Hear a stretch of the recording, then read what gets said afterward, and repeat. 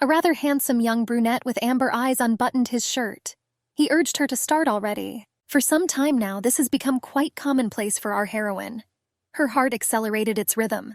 The guy rustled the fabric and unbuttoned the buttons on his clothes. He came close to his chosen one, accidentally touching her dress with the rustling sound, and asked her if she was ready. His hair changed its color to a light tone.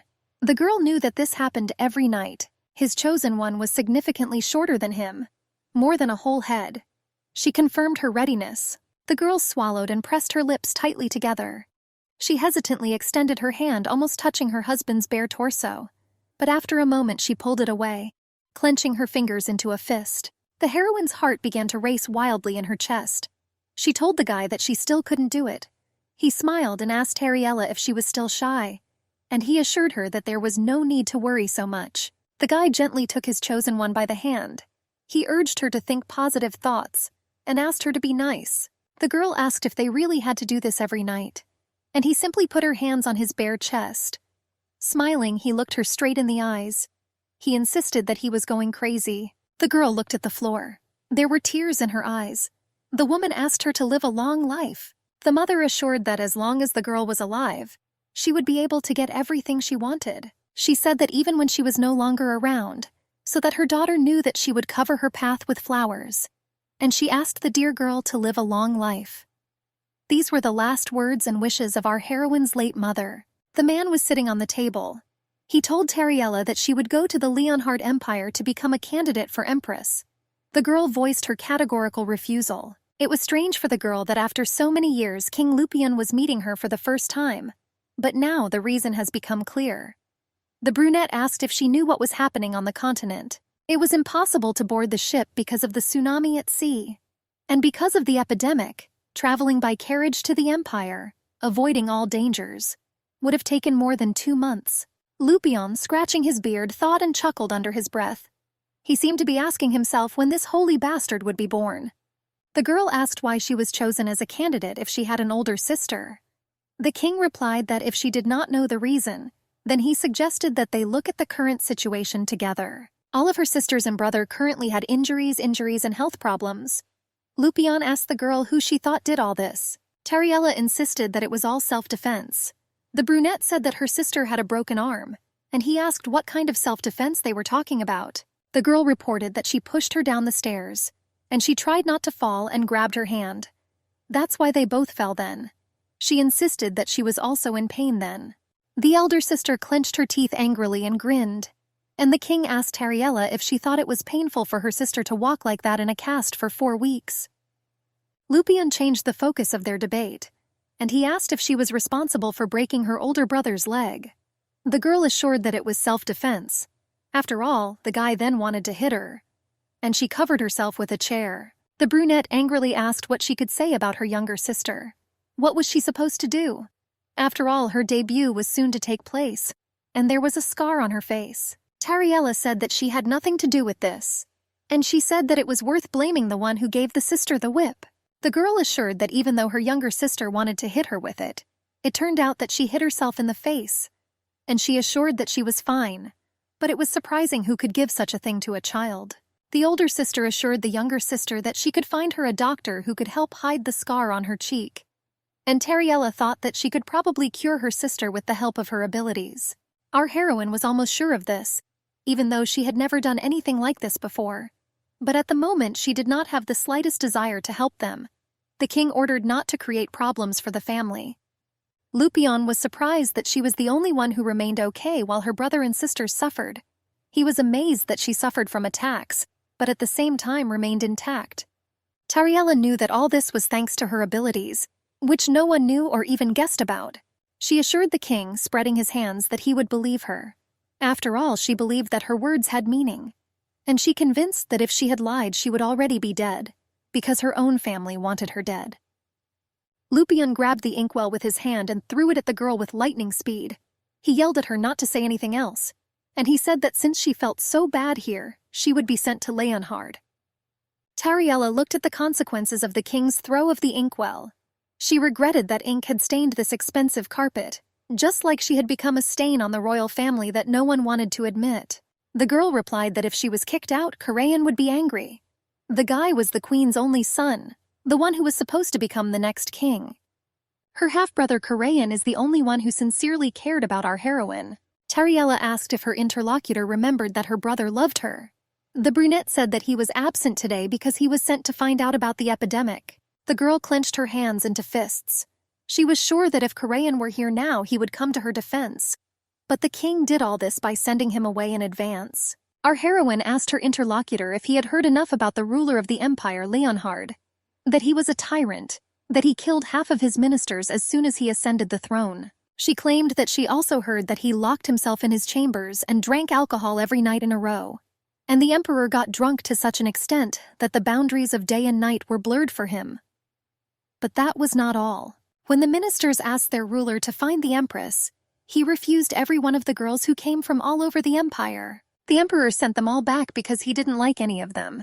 It was known to everyone that when the struggle for the throne began, he, the son of a concubine, killed all his brothers and took the throne, receiving the title of emperor. Tariella said that the one who was offered to her as a husband was a lustful, alcohol-dependent man, worse than whom could not be found on the entire continent. But King Lupian told the girl that it was time for her. He insisted that the only good thing about her was her face, which was inherited from her mother. And he said that since she received good genes, he advised her to use her excellent external data. Tariella asked me to answer her honestly. He wished she would go and die there in a foreign land, in the land of a tyrant. The older sister said that if she had died as a child, she would not have found herself in this situation.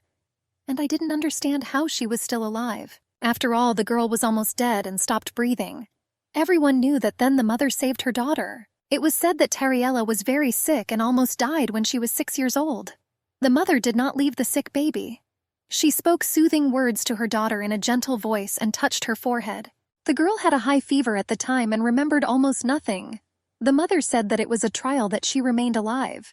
A little later, Tariella heard from those around her that her mother, in order to save her life, climbed mountains, swam seas, and visited distant countries.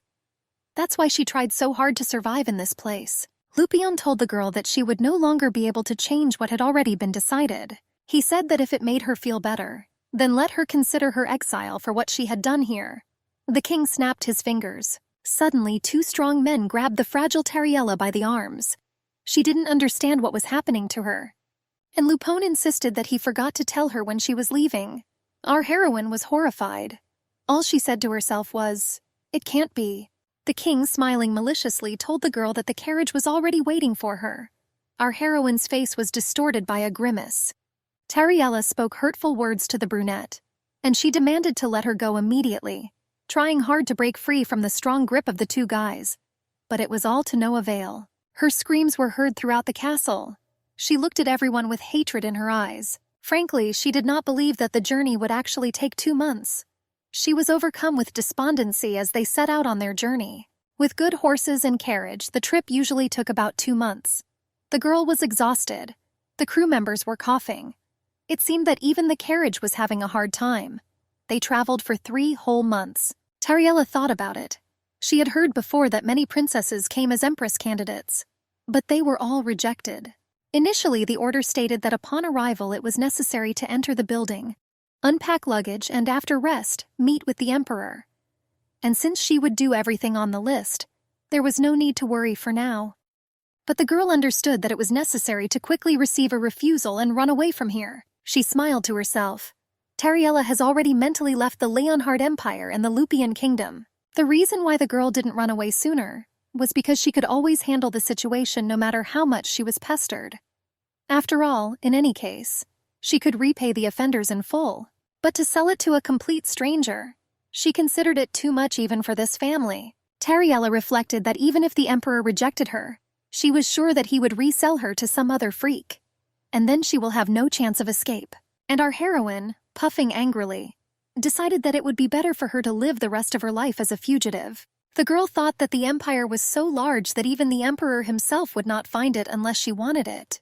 Tariella, feeling more cheerful, praised herself, and he said that there was only a little left to receive the emperor's refusal. She walked resolutely across the tiles of the castle. The girl walked, timidly looking around. Her curls fell from her shoulders in long strands falling below her waist. A group of men came out to meet her.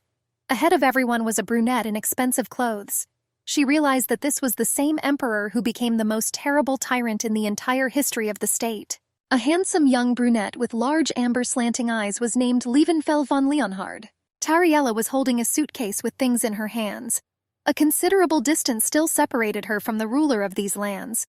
She thought to herself that in front of her was her opponent, from whom she had to get a refusal. The brunette clarified whether she was the same princess of the kingdom of Lupeon. The girl bowed in a curtsy, greeting His Majesty the Emperor of the Leonhard Empire. She introduced herself as the Princess of the Lupeon Kingdom, Tariella Lupeon. Our heroine feverishly thought to herself what he was doing here, and how he found out about her arrival. She thought with hope that maybe he would get her out of here right away. The Emperor ordered the guest to stand up straight. She raised her head and looked him straight in the eyes. Liebenfell looked at the princess appraisingly. The girl thought to herself why he was looking at her like that.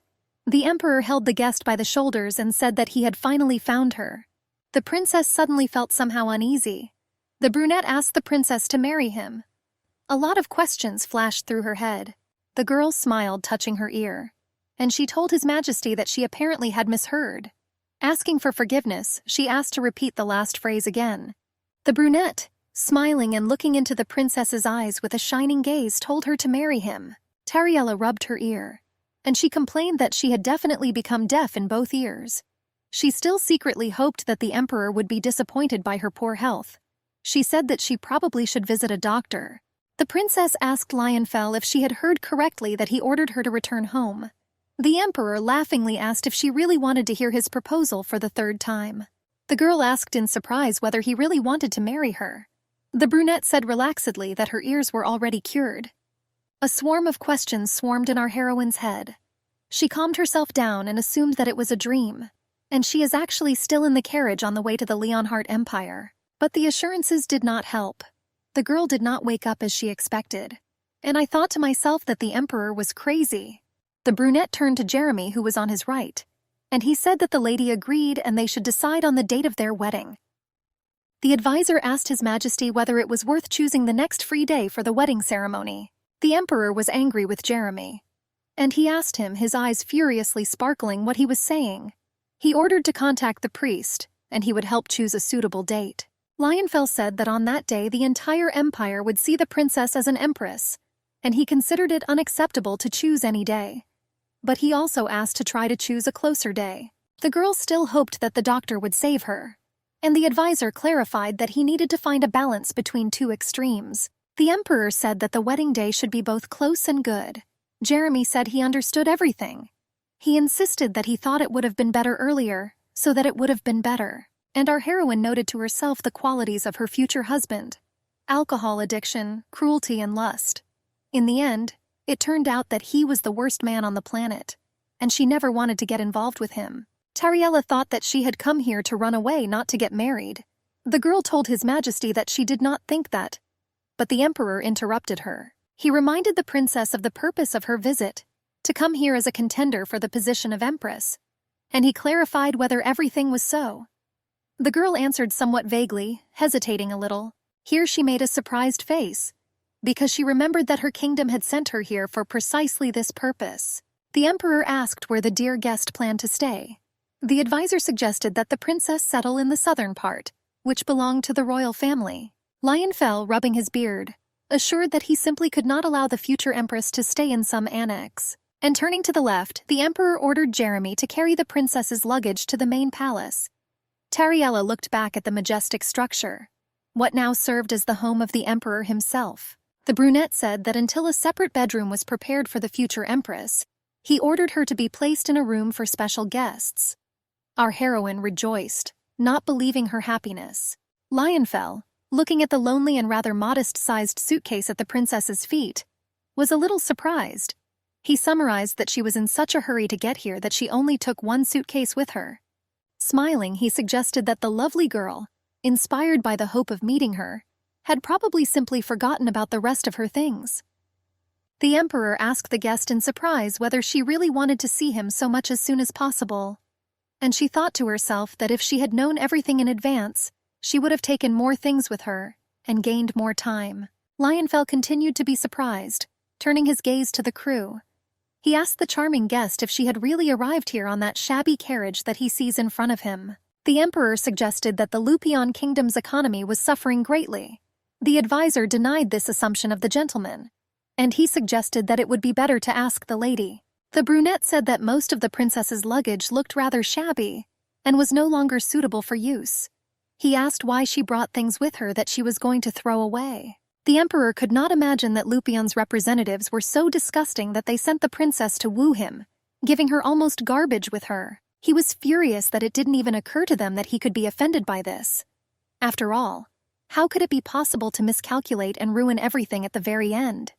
The brunette thought all this was somehow strange. Meanwhile, the girl thought that if she now told the emperor that she was not going to marry him, then this would be tantamount to a request to kill her. Tariella decided to end the uncomfortable pause and, smiling sweetly, asked if she could go to her room and rest after the long and tiring journey here. Our heroine cheered up.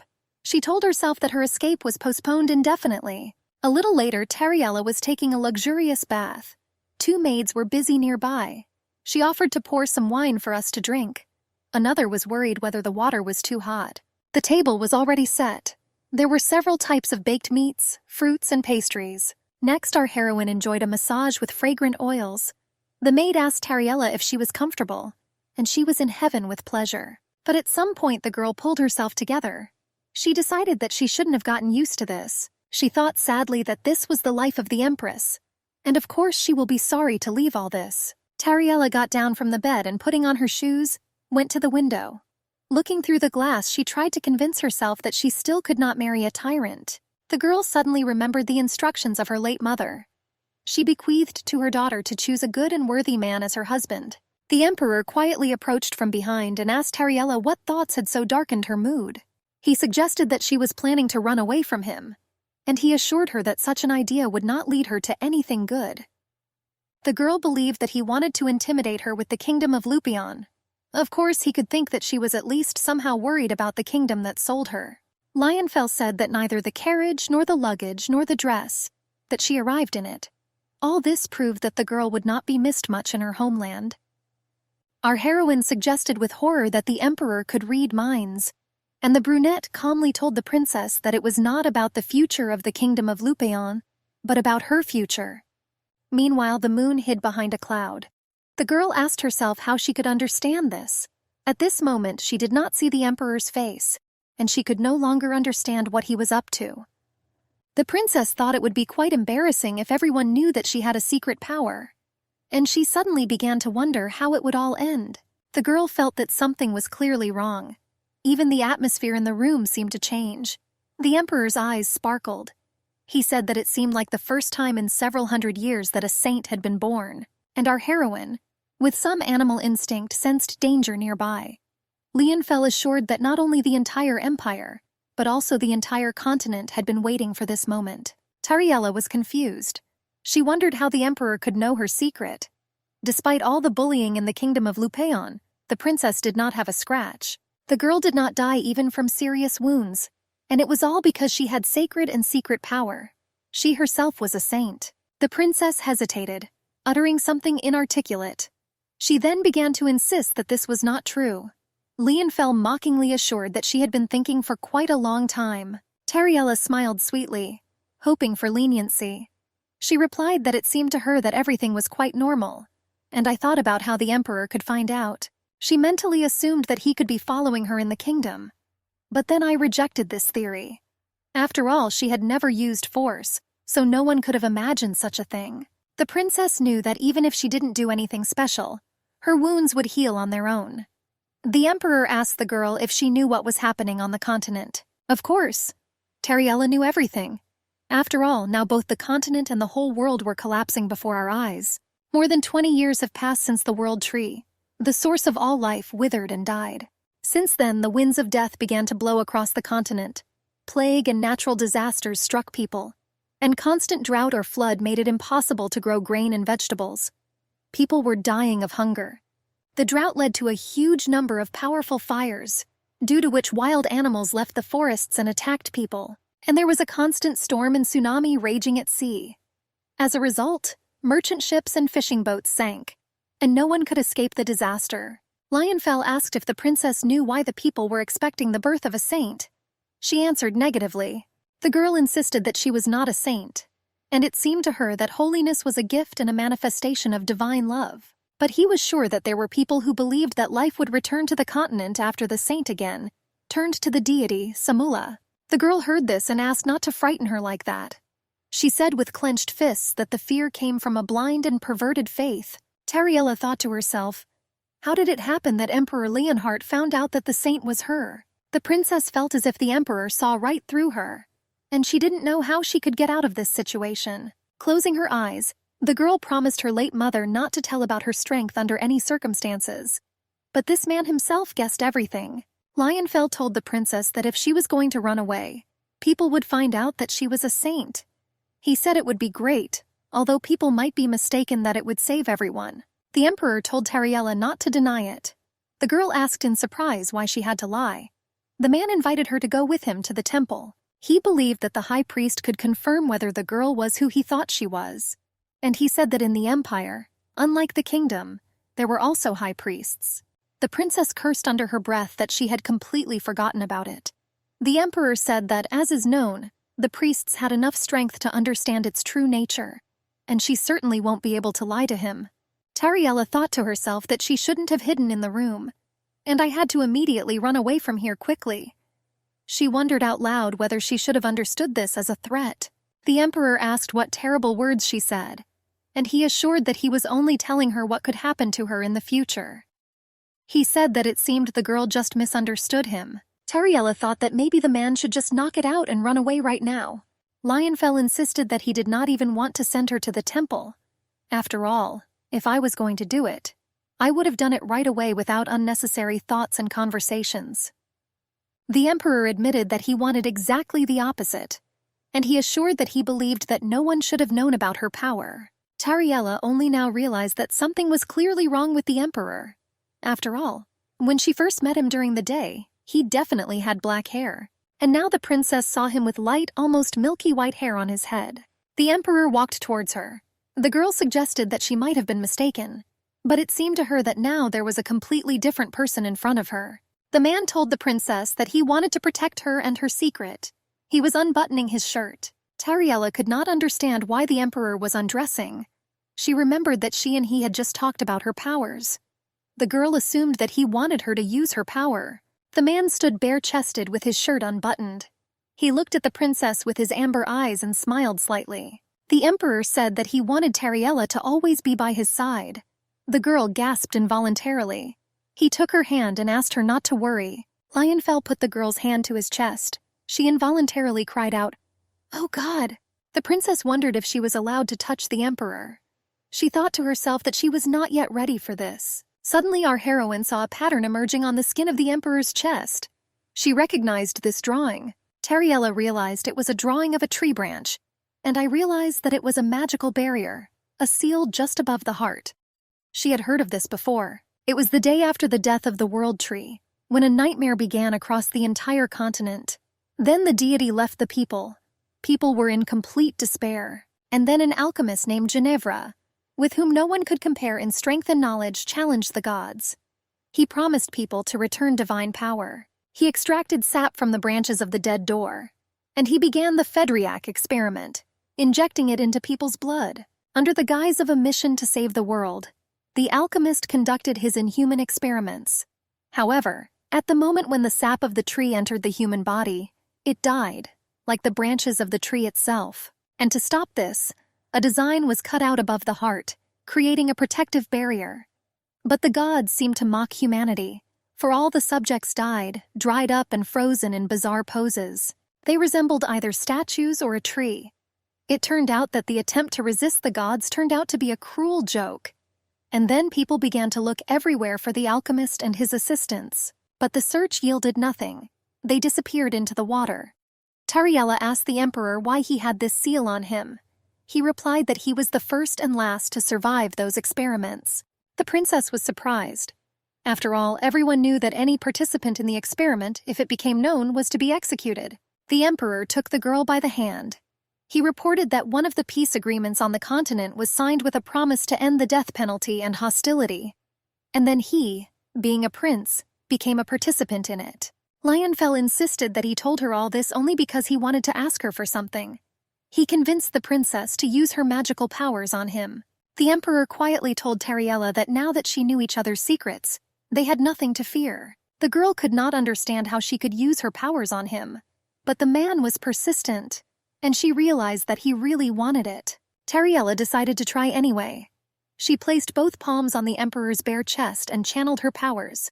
Lionfell asked why she wanted to push him away and run away from here. She asked him to stop and be silent. When our heroine concentrated, the drawing changed its color to golden. It seemed like some kind of magic was happening.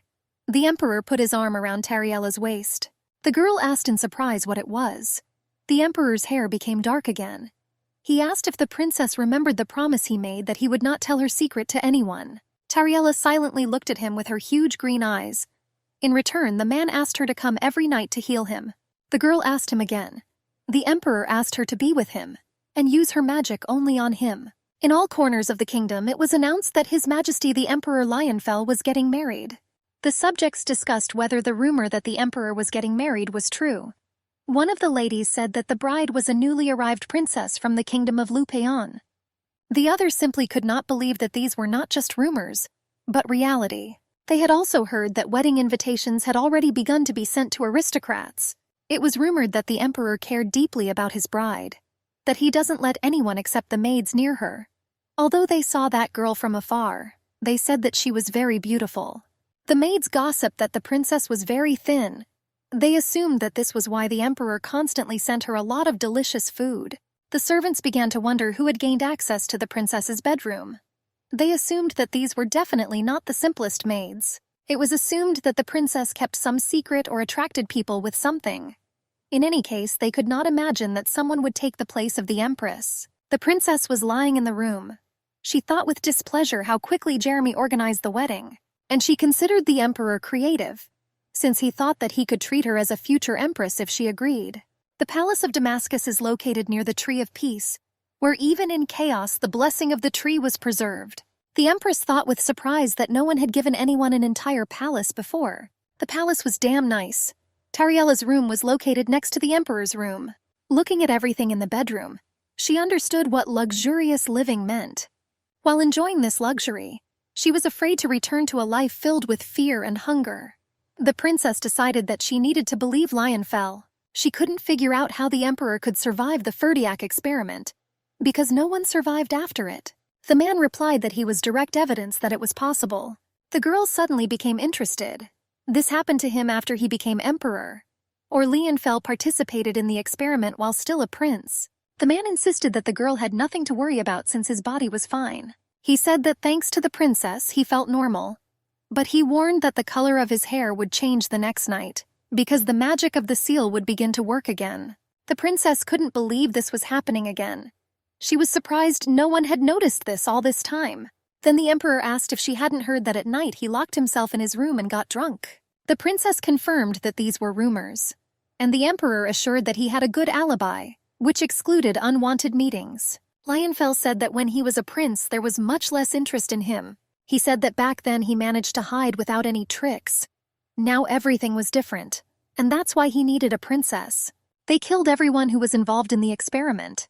Gender, age, status in society did not matter. And if the secret of Lionfell were discovered, the continent could plunge into war and become a new challenge to the gods. War could break out throughout the empire and the emperor would be defeated.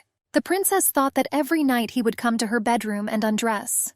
And if her powers could help in treatment, then were the healers or the high priest capable of doing anything? The prince replied that it was their secret and no one should know about it. Tariella asked what would happen if she let it slip. He jokingly said that he would kill her for this right there, mercilessly and cruelly. The woman asked how he knew that she had the power of a saint if they barely knew each other. The man replied that he was just guessing, but the princess insisted that he was absolutely sure of that. Only her mother knew about her powers. She assumed that he knew her mother, but he doesn't know her. The emperor assured that his body reacted on its own, knowing that the saint could heal him. He claimed there was no problem. He will keep her secret, and she must help hide his participation in the experiment. The princess thought that if she agreed, she would become an accomplice, and if everything was revealed, she would also be executed. The princess began to ask in alarm how he could say such things so calmly. He replied that she should go to the temple and tell the whole truth and return to the gods. She asked in fear if this problem could be solved somehow, or if she needed to run away. He said that it would be hard for her to hide if everyone knew that she was a saint. The emperor said that if they agreed, she would also benefit. He assured that as long as no big disaster happened, she could do whatever she wanted. If she becomes empress, she may have more power, and that she can control everyone. Tariella agreed. The princess thought that any problem could be solved, no matter whether it was easy or difficult. And if not her, then people will kill the emperor. The man likes that her look is full of determination. And now they were in the same boat. Lying in her room, the princess was lost in thought. That the prince needs her, and now she definitely won't die. Tariella realized that she would not die from any illness, even the weakest one, which could shake up the emperor's health. And she still didn't understand how Liebenfell knew about her powers. She decided that if anything became suspicious, she would immediately flee to another country and tell the whole truth about the emperor's participation in the Faridiak experiment. The emperor promised the girl that he would let her go if she held out for a year.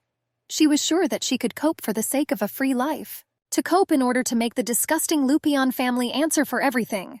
The heavenly body was already sloping towards the horizon, painting the tops of the castle towers with golden colors. The girl asked her father what they should do if Tariella became empress. The guy did not believe that the girl could become, and he said that if this happens, then let his other leg break.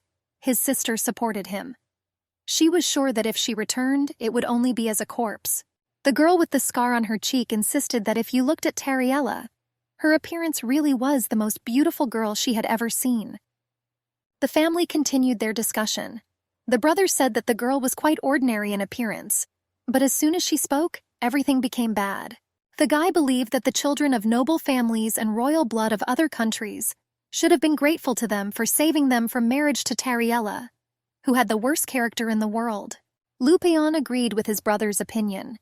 He said that the girl was quite a good match for the emperor. It looked like both had problems in their heads.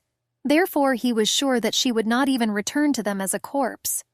The brunette insisted that the emperor was cruel and inhuman, and so he believed that the imperial castle would become a tomb for Tariella. He said that even if the girl returned, it would not be a big deal.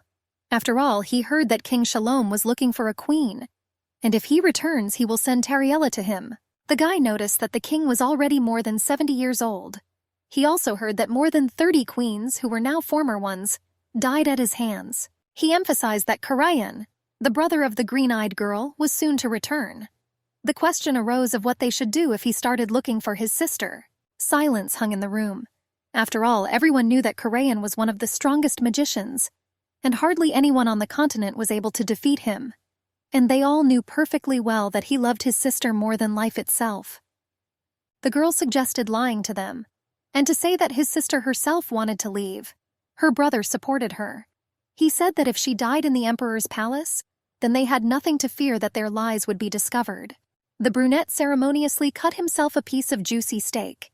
He said that Karayan was now investigating cases related to the epidemic, and so he will not return to the royal castle anytime soon. He asked to be careful so that news of Tariella's departure did not reach the monarch. The brunette wanted Karajan to be the last one to know, and only after he finishes all his work and returns. He was sure that when this happened, the girl's funeral would already be in full swing. Both of the girl's hands almost touched the naked muscular torso of the emperor with their palms. It seemed like a magical effect was happening. Tariella still could not get used to such a regular ritual. In her hands, balls of her magical powers glowed, which she directed at Lionfell. The girl thought that he was crazy, without a sense of compassion, but she believed that her husband was at the same time handsome and sexy. His hair had already darkened, and he rubbed the crown of his head with his fingers.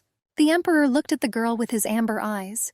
He asked the princess if she was thinking about something strange just now, and she, smiling, assured that no. Tariella turned away, as if asking herself where she should start. The man told her that she was blushing a lot. The girl thought to herself that the emperor was too observant. She assured that she would have blushed even if she had touched not his majesty, but the same advisor, Jerem. The emperor considered this simply terrible. After all, if this really was the case, then someone will clearly see the blood, and he thought it was terrible. At these words, the man smiled carefree. Tariella insisted that it would have been much more convenient for her if he had not undressed every time during their magical healing, as if he wanted to seduce her. It was so difficult for her to use holy power with her hands every time. She suggested treating him through his clothes. The emperor was surprised by such a remark. He insisted that he liked it better without clothes. The princess widened her eyes. Tariella asked why this was so. She was sure that every time he had to spend time unbuttoning many buttons on his shirt. Lionfell leaned over the girl, at the same time putting his arm around her waist. He looked straight into her eyes and smiled happily. And he asked how she thought. The princess thought that the emperor's face was too close to her. She said that if he continued, she would go to bed before midnight. The girl said that he would become a drunk again and would lock himself in his bedroom. The emperor asked her not to worry. And he said that if she didn't like it, then they could stop the magic session right now. In the girl's palm was a small ball of energy. She held it over his hand. And she thought that if she told him what she liked, then he would start doing whatever he wanted. Tariella said that the wedding ceremony would take place very soon, and she admitted that she was very worried about this. The emperor said it was good. He said that it was also the first time for him, and he assured that he was pleased to know that he was not the only one worried. He invited them to sit down and talk. The girl promised herself that she would not say a word to him again, and he told the princess that if she did not want King Lupeon to attend their wedding, then she could tell him about it now. The emperor assured that he simply would not send a letter of invitation to him and her entire family. The girl asked why he decided so. Lionfell said that it seemed to him that the princess did not want to see her family for as long as possible. It was surprising for the girl that she didn't say anything, but he already understood everything himself. But she didn't show it, and she asked feignedly what His Majesty was talking about, assuring that Lupeon was her family, and they were obliged to attend her wedding ceremony. Tariella said she wanted her siblings to receive an invitation. The brunette pulled the princess back. The emperor assured her that she could trust him.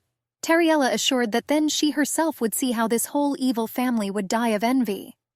The girl believed that it was rare to have such an opportunity to enjoy such a spectacle, and she believed that she had to see it in person, so that she could then go to bed in a chic mood. She was waiting for this, but the emperor wanted not to invite her relatives. Lionfell asked how she could be so cruel. The girl clenched her fists at these words. She replied that it was all because of her mother. The brunette asked her to explain. Tariella said that her mother loved her so much that everyone else could only be jealous. The girl said that her mother taught her to love herself and never give up, and she was always so persistent. Tariella said that there was only one person in the world who loved her, but there was nothing stronger than that love.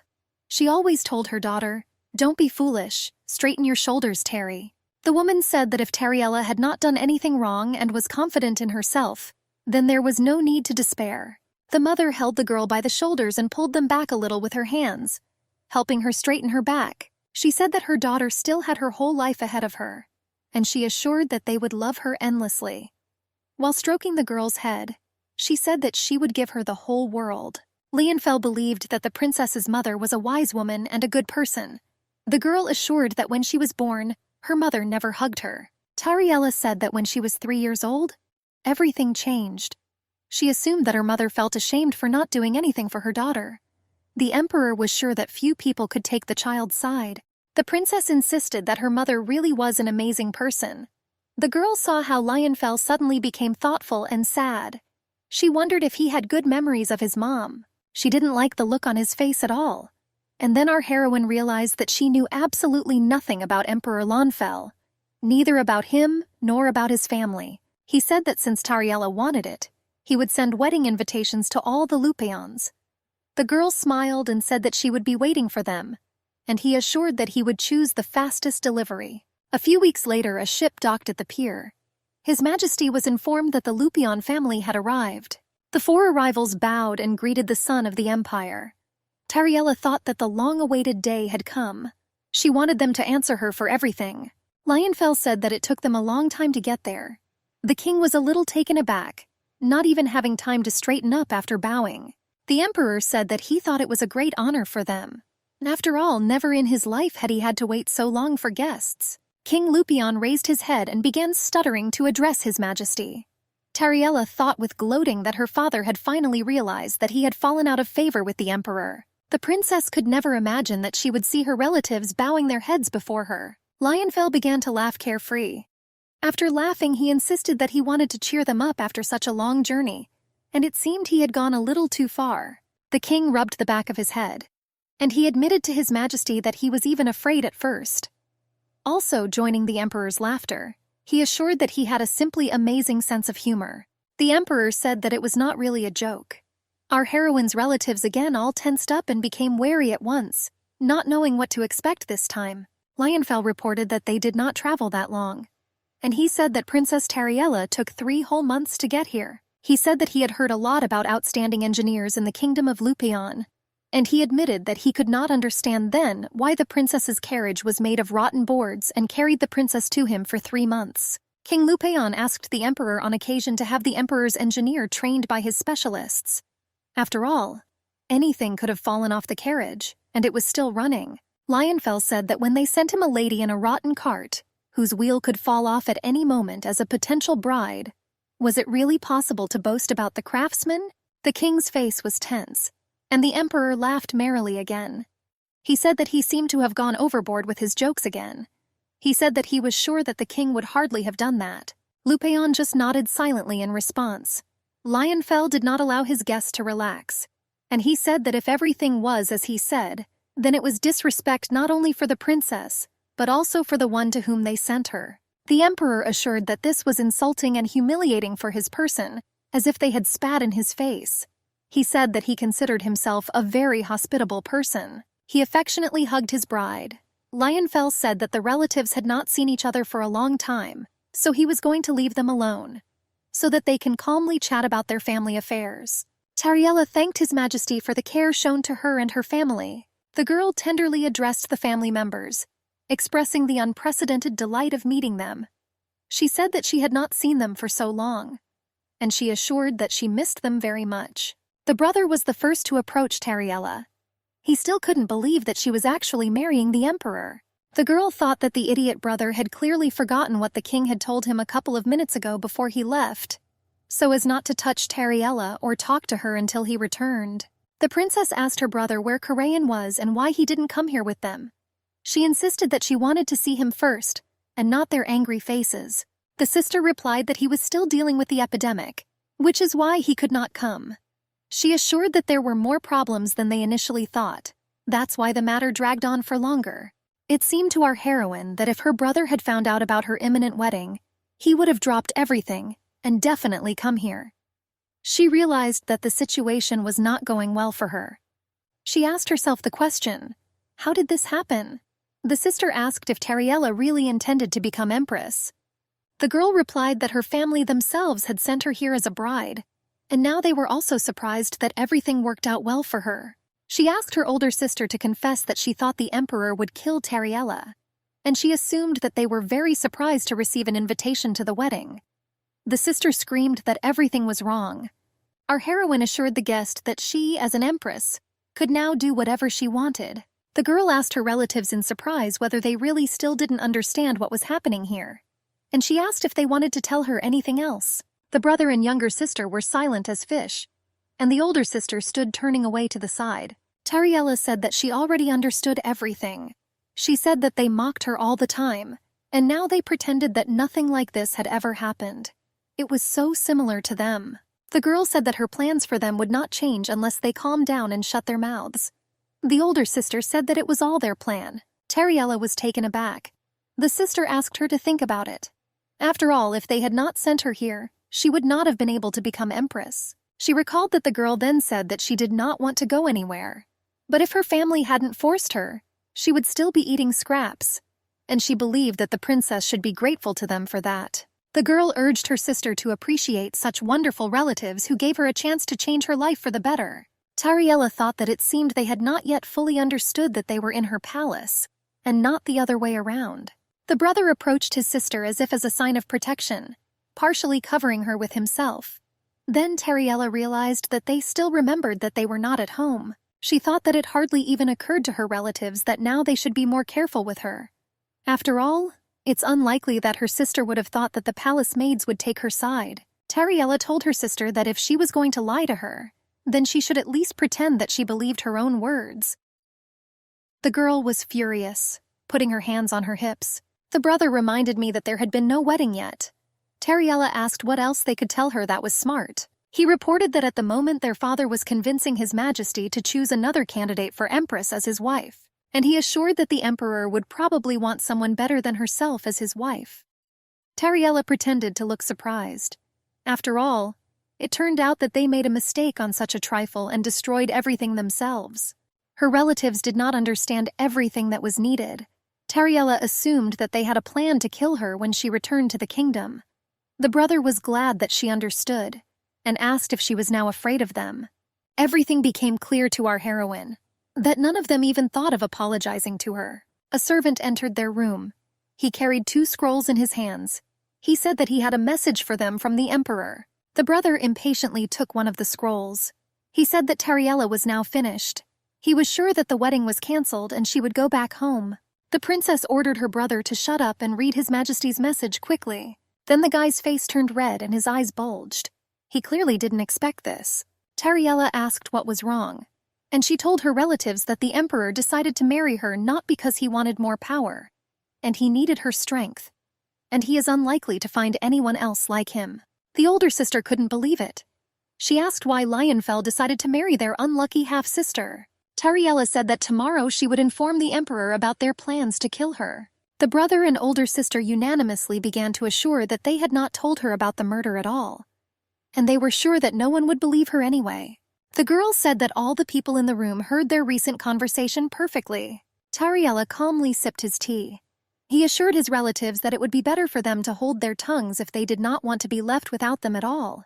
The princess asked them to finally understand that this was her palace, and the people here will not cover them, as the servants did in Lupeon. That the servants here will take their side and hers. Tariella was drinking tea. The Emperor assumed that she was having fun while she was interacting with her family.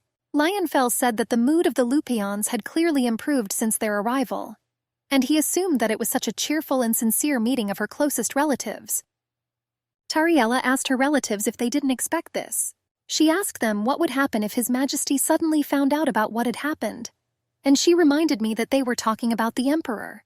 The princess said that since they were one family, she would deign to give one of them a chance. She assured that all that was needed was for one of them to bend the knee to her and apologize, and after that she will forgive them all.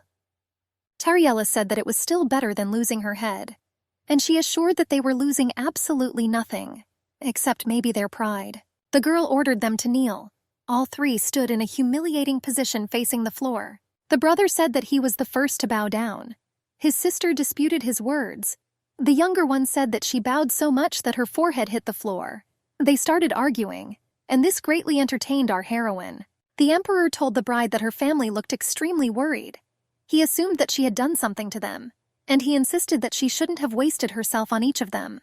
He asked me to leave it to him. Lionfell was sure that even a small mosquito, constantly itching above the ear, could spoil the nerves. She said she had no intention of taking the fight out of the family. After all, this could go into the political plane. Tariella assured the groom that he should not have interfered.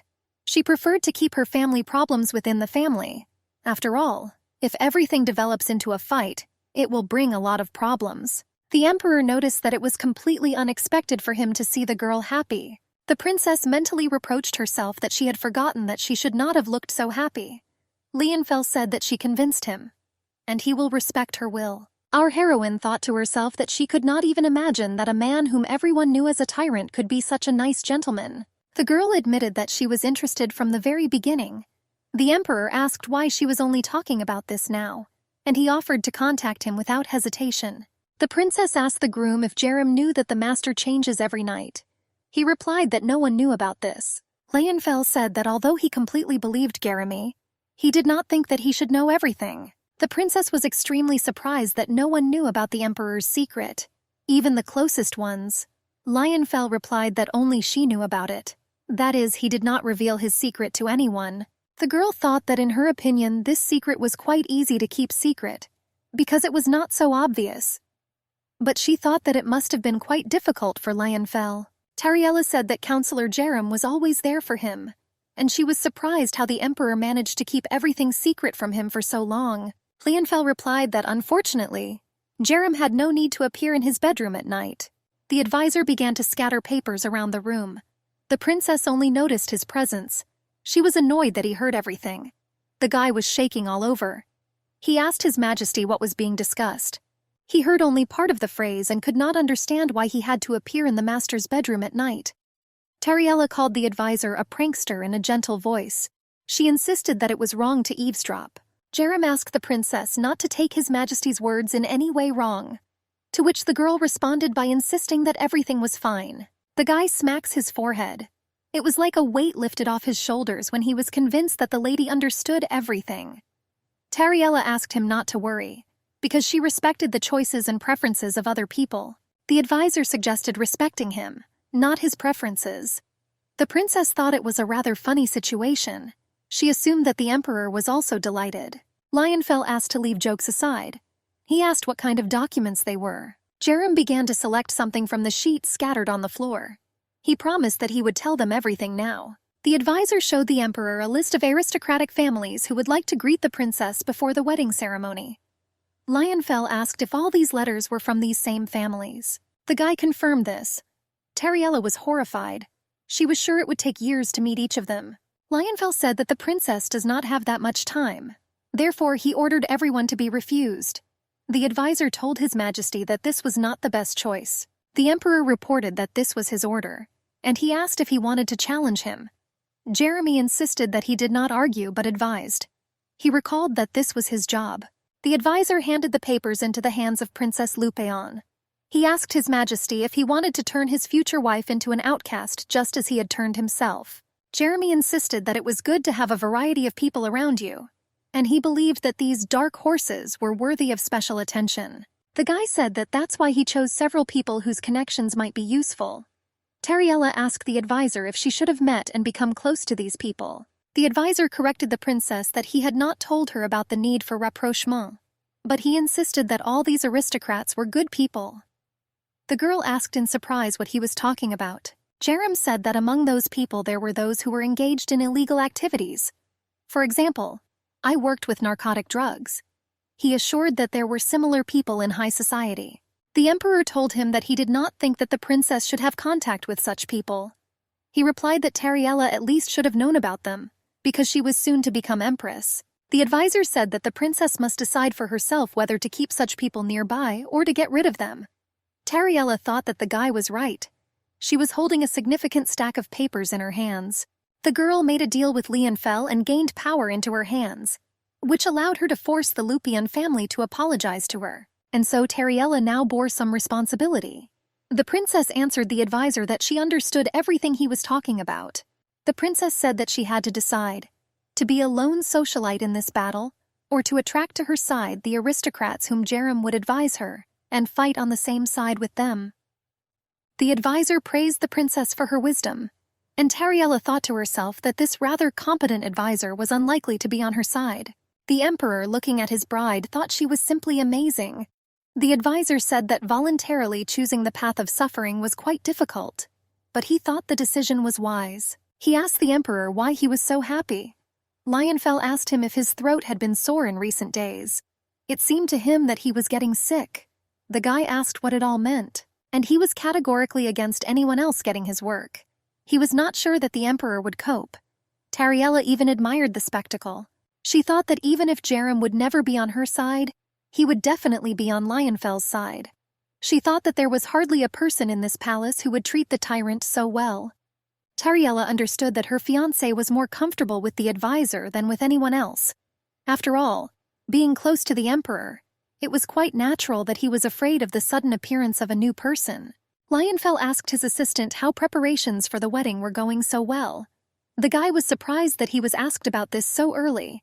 He replied that the hall for the wedding was almost ready, and he asked if the emperor wanted to take a look. Tariella was amazed at what she saw. She couldn't even hold back an involuntary exclamation. She said that the aroma was simply wonderful, and there was complete delight on her face. The girl asked if it was the smell of flowers. She admitted that it was as if her mind had been cleared of such a smell. Someone who unexpectedly joined them asked if the beautiful Princess Tariella liked this smell. The man said that the atmosphere was indeed extremely pleasant thanks to the holy water sprinkled everywhere. Lionfell was surprised by the appearance of Mr. Elihu. Our heroine has already heard the name Elik. This man was called by the gods themselves and became the youngest high priest, and he had the most powerful connection with holy power. Tariella realized that it was him she should have avoided. It seemed to her that Elik seemed to be glowing from within. The girl instinctively hid behind the emperor. The high priest greeted his majesty. He replied that they had not seen him for a long time. Lionfell assured that if he had known that he was here, he would have come later so as not to interfere. Elik replied that their visit did not bother him in any way, and he assured that if anyone said something like that, Semula would punish him. The blonde pretended that he had only just noticed the princess. He smiled and greeted her in a friendly manner, giving her a compliment. The girl thought that it was her turn. The high priest bowed and said that he was pleased to meet you. He introduced himself by name and said that he was Semula's right hand. The girl, without leaving behind the emperor, answered that she was glad to meet you and introduced herself as Tariella Lupeon. The girl thought that he had not done anything yet, but she already felt his aura. The princess understood that the high priest had only to touch her, and he would immediately understand that she possessed holy power. The emperor said that the princess still felt awkward in the new place. He asked to treat this with understanding. Elik answered his majesty that he understood everything perfectly, and he asked the lady not to worry. Tariella didn't understand why he was looking at her so intently. She was still hiding behind the emperor. Lionfell asked how long Elik planned to remain in the empire.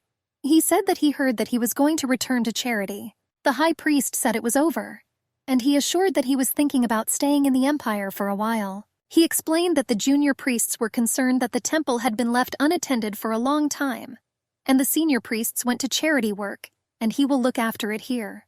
Elik said he would also like to attend their wedding. The emperor cursed to himself that there was nothing he could do to dispute this argument. He replied that the news was wonderful, and our heroine was still hiding behind her back. She understood that she should have avoided the high priest so that he would not find out who she was. The girl said that she was tired. Tariella asked the emperor if they could leave already. Lionfell said that since his bride was tired, it was time for them to go. Having embraced the princess, the monarch left. He quietly told her that he hoped that she would continue to get tired at the sight of Elish. The high priest called to them and asked them to wait. He smiled and asked if he could bless the emperor and princess, granting them spiritual purification. Our heroine really hoped that he did not understand who she was. Lionfell became alarmed. He replied that everything was fine, and he reminded her that he promised to keep her secret. The emperor only offered to bless him. He insisted that the princess was already exhausted. He said that in his opinion the girl needed sleep now. Lionfell answered Elik that if they have time, they will come to him for a blessing. The blonde smiled and agreed with his majesty. The girl was in a hurry to leave the room. Tariella exhaled, calming down. She understood that just a little more and everything would have become known. It was good that Lionfell intervened in time. But then the girl heard a squeaking sound. She was surprised and began to look around in search of the source of the sound. And only when she lowered her eyes to the floor did Tariella see the tiny creature. It was a round hamster with light fur. Tariella anxiously asked the emperor if the high priest had guessed about her abilities, and he was surprised that instead of rejoicing at his arrival, she asked him about some other man. The princess insisted that she was worried. After all, if anyone finds out her secret, it will not be easy for all of them. Lionfell asked what of this. The girl was taken aback. She was sure that if the truth was revealed, then she would not become empress.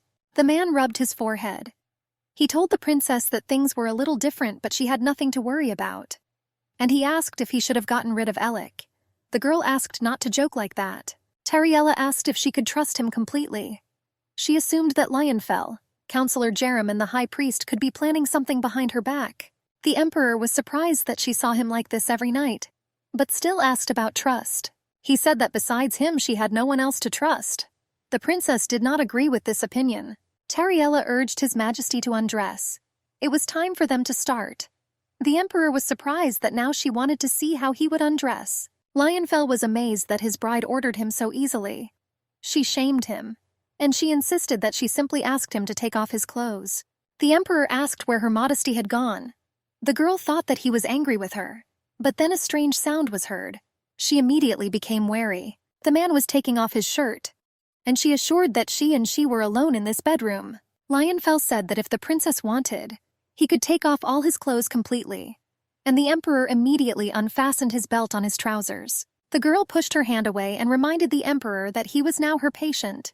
Of course he had to take off his clothes, otherwise her power wouldn't work. She hit Lionfell with her hand and asked if he wanted her to stop treating him. Tariella asked what he would do then, assuming that he will again hide behind some disease like alcoholism and begin to lock himself in his bedroom every night. He answered, "No." The princess sat down on the edge of the bed and commanded in a commanding tone to approach her. Lionfell was obedient and submitted to her orders. Soon Lionfell was putting on his shirt and fastening the buttons on it.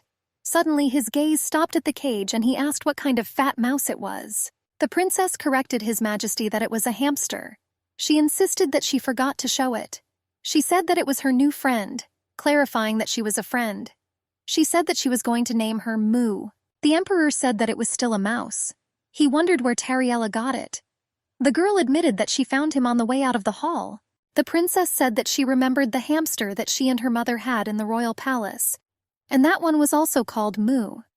She asked if Lionfell liked hamsters, and she wondered if she should have asked him first before bringing her here. The emperor assured the girl that everything was in order. He was sure that the more she found something for herself here, the better it was for him. The man took a piece of paper from the stack. He asked if Tariella had read the letters that Jerem brought her. The girl replied that she had thought about it, that it would be worth it, and she said that she simply hadn't had time to read them all yet. The emperor was surprised that among the letters there was also one addressed from Count Relamph. Lionfell tore the paper. He told the princess that he respected her will, but he asked her not to get close to Count Relamph under any circumstances. Tariella asked in surprise why, and asked her to explain it clearly. The emperor asked if she remembered the rumors that he allegedly killed half of the ministers immediately after the coronation. He insisted that he still could not kill two, and one of those two was Duke Rillanef. Lionfell said that he longed for the death of him, but this cunning snake said that if he was killed, it would change the future. It was the first time our heroine had seen the emperor get so angry. His face turned red and his hands clenched into fists. The girl thought that most likely Jerem was aware of the whole situation between the emperor and the duke, and she couldn't understand why the advisor told her about the need to meet Rillanef. The morning was clear. Our heroine thought that the sun was shining so brightly today, and she didn't understand why she had to sit here within 4 walls in such beautiful weather. The man said that it was just wonderful that he was able to meet her, the princess, while he was leaving the meeting. He said that he had brought tea in the hope that they would be able to meet, and he thanked the gods for this incident. The guest said that the aroma was quite unusual. He reported that they add rose petals to their tea. He assured that recently it had become quite difficult to find them. The princess caught herself feeling that she was really chewing flowers. The man asked her opinion. He said that this tea was prepared on his orders, and he compared the girl to a rose flower. Tariella thought that she didn't want to go to the garden today, and I blamed myself for not listening to my intuition. The maid asked the princess if she should have brought her lady regular tea. The man advised Tariella to monitor the behavior of the servants, even if she had not yet become empress. The duke was surprised how the maid dared to interrupt the conversation of the owners without permission. He considered it complete impudence. The maid looked back at the guest with fear. The princess replied that her servants were simply worried about their mistress, and she assured that she saw nothing bad or reprehensible in that. Tariella smilingly told the guest that she would talk to her assistant later. The man says that even if the maid came from another country, such behavior was still disrespectful. The duke said that after the wedding ceremony Tariella would become empress, and if she has such servants, such situations will be repeated every time. The girl thought to herself that she knew this type of people very well. He was an intelligent and strong man. Such people knew very well how good they were and were always dissatisfied with what they had. People like him looked down on everyone and loved to wipe their feet on others. The guest offered to help simply find the princess a more suitable servant, and he said that if the princess gives the go-ahead he will do it as quickly as possible. Tariella agreed. There was horror in the maid's eyes. The girl ordered her servant to bring her another tea. She said this one didn't taste good, and she insisted that she didn't understand how people actually drink it. The Duke, still smiling, said that he had made a mistake with the tea. The princess confirmed this. The guest said that the girl was simply unaccustomed to such a taste. He assured that this would not always be the case, claiming that over time she will definitely like tea. And he advised her to try it again. Tariella replied that she had once heard that if you tolerated things you didn't like, you could get very sick. Rylanef assured that it was possible to get used to it. The princess replied that she was not so patient. The man said that with such a level of patience, it would be difficult for a girl to drink ordinary tea. She replied that she tried different tastes. The Duke regretted that His Majesty also did not like this type of tea, and he grieved that the princess did not like him either. The man said that such tea was difficult to find, and he advised Tariella to think carefully again. He assured that many wanted to get this particular type of tea, but not everyone succeeded. The Duke said that he personally brought it to her. Suddenly the high priest came into them. He greeted the Duke and princess with a smile. Alec said that he saw them in the garden. It seemed to him that the two of them were having a wonderful time. Therefore, he decided to stop by and greet them, and he asked if he could also join their tea party. The Duke suddenly realized that he had not noticed how time had flown by during the conversations. He insisted that it was already time for his next meeting. Rylanef, already at the door, turned around and told the high priest that the princess did not quite understand how she should enjoy tea. He asked him to try to explain this to her clearly. When the door closed behind the man, Alec said there was a faint odor coming from the Duke. He said that if the princess's heart told her to get close to him, then okay. But if otherwise, then she should avoid this person. The princess could not understand what the high priest was talking about. She assumed that the guest simply smelled bad. Alec assured that the princess smelled wonderfully of flowers. The girl was alarmed that the blonde man was too close to her. He asked what her scent was. Alec reached out his hand to the girl. She couldn't understand what was happening at all, but his hand will be intercepted by the emperor himself, from somewhere unknown and taken from the room. Now the high priest stood like a thief caught by the hand with his head bowed. Leonfell asked in a stern tone what he was planning to do. Alec bowed politely to greet the emperor. The blonde insisted that he just came to greet the princess. The emperor said that it seemed to him that he had decided to loosen his hands here. The high priest assured that everything was wrong and swore on his life. He asked the princess's forgiveness if he had frightened her. The girl asked him not to worry, assuring him that everything was fine. Alec bowed and said that he thought she should have rested. He assured that the princess could contact him at any time, that he is ready to bless her, as he said earlier. He said goodbye as he left. Lionfell asked the bride if she was okay. She confirmed and thanked her for her concern. The emperor asked how she had enjoyed the tea party with Elihu. The girl asked what it was supposed to be, and she was surprised that he could think that she would suddenly want to confess all her secrets. Tariella reported that while walking in the garden, she unexpectedly met Duke Rylanef there. The girl said that he boasted that he had brought very tasty tea.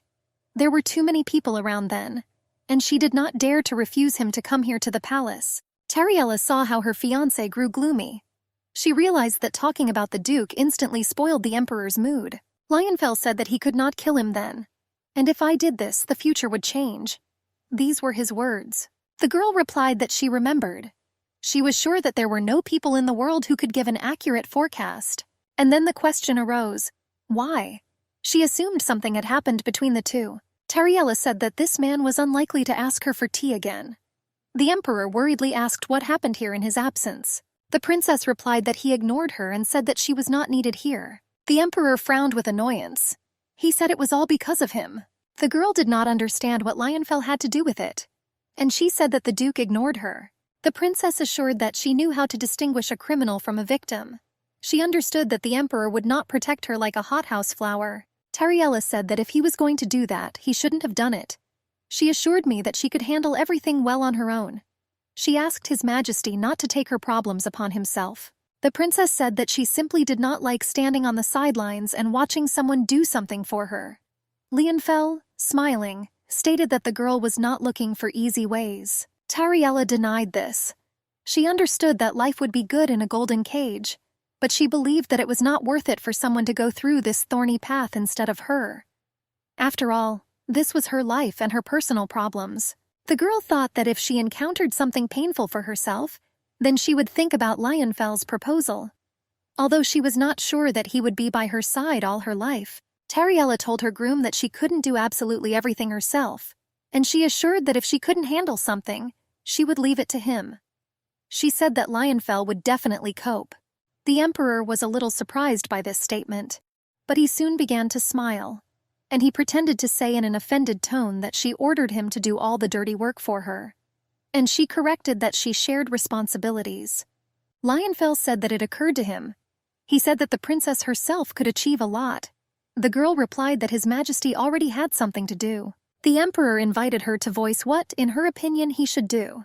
And when asking, he didn't suggest that he should pay attention to his abdominal muscles. In a high tower on a dark night, Emperor Lionfell was talking with a prisoner. He told his mother that he saw how well she lived here. The woman looked at him warily from under her forehead. The Emperor asked what happened, and he asked if she was surprised that he looked the same as during the day. He said that he had finally found her, the one that will make him a normal person, and not the monster she turned him into. And he said that more precisely, he simply would not let that girl go. Jerem assured that if this continues, there will be no wedding. He said that Mrs. Marina would tell her all the information in more detail. Tariella said that she had a lot to pay attention to, and she assured that before she thought that everything would be much more complicated. The princess turned to the advisor that she wanted to ask him something. He announced his readiness to listen to her. He argued that he could safely address him on a first-name basis. The girl told Jeremy that she would speak frankly with him. She wondered why he recommended Duke Rillenef to her. The advisor said that she knew that she and His Majesty were very far from good relations, and there was no particular reason for that. The Duke was simply one of the most influential people. The princess was surprised that this was so, even being on bad terms with the Emperor himself. Jeremy was sure that such a thing as politics should not be burdened with personal feelings. He said that not every influential person was good. The advisor asked the princess what was wrong with using evil for good. He said that he was the one who gave advice to His Majesty. Jeremy argued that even if it concerned personal motives, feelings, or dirty plans that should not have been, he was happy to help her if it was useful for her and the Emperor. Tariella said that if such things were used for good, she was afraid that such things could lead to disaster.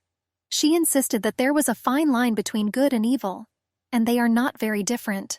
Jeremy said that if evil is useful, then it can be considered good, and he offered to give an example. He insisted that he knew why they started conducting the Ferdiac experiment.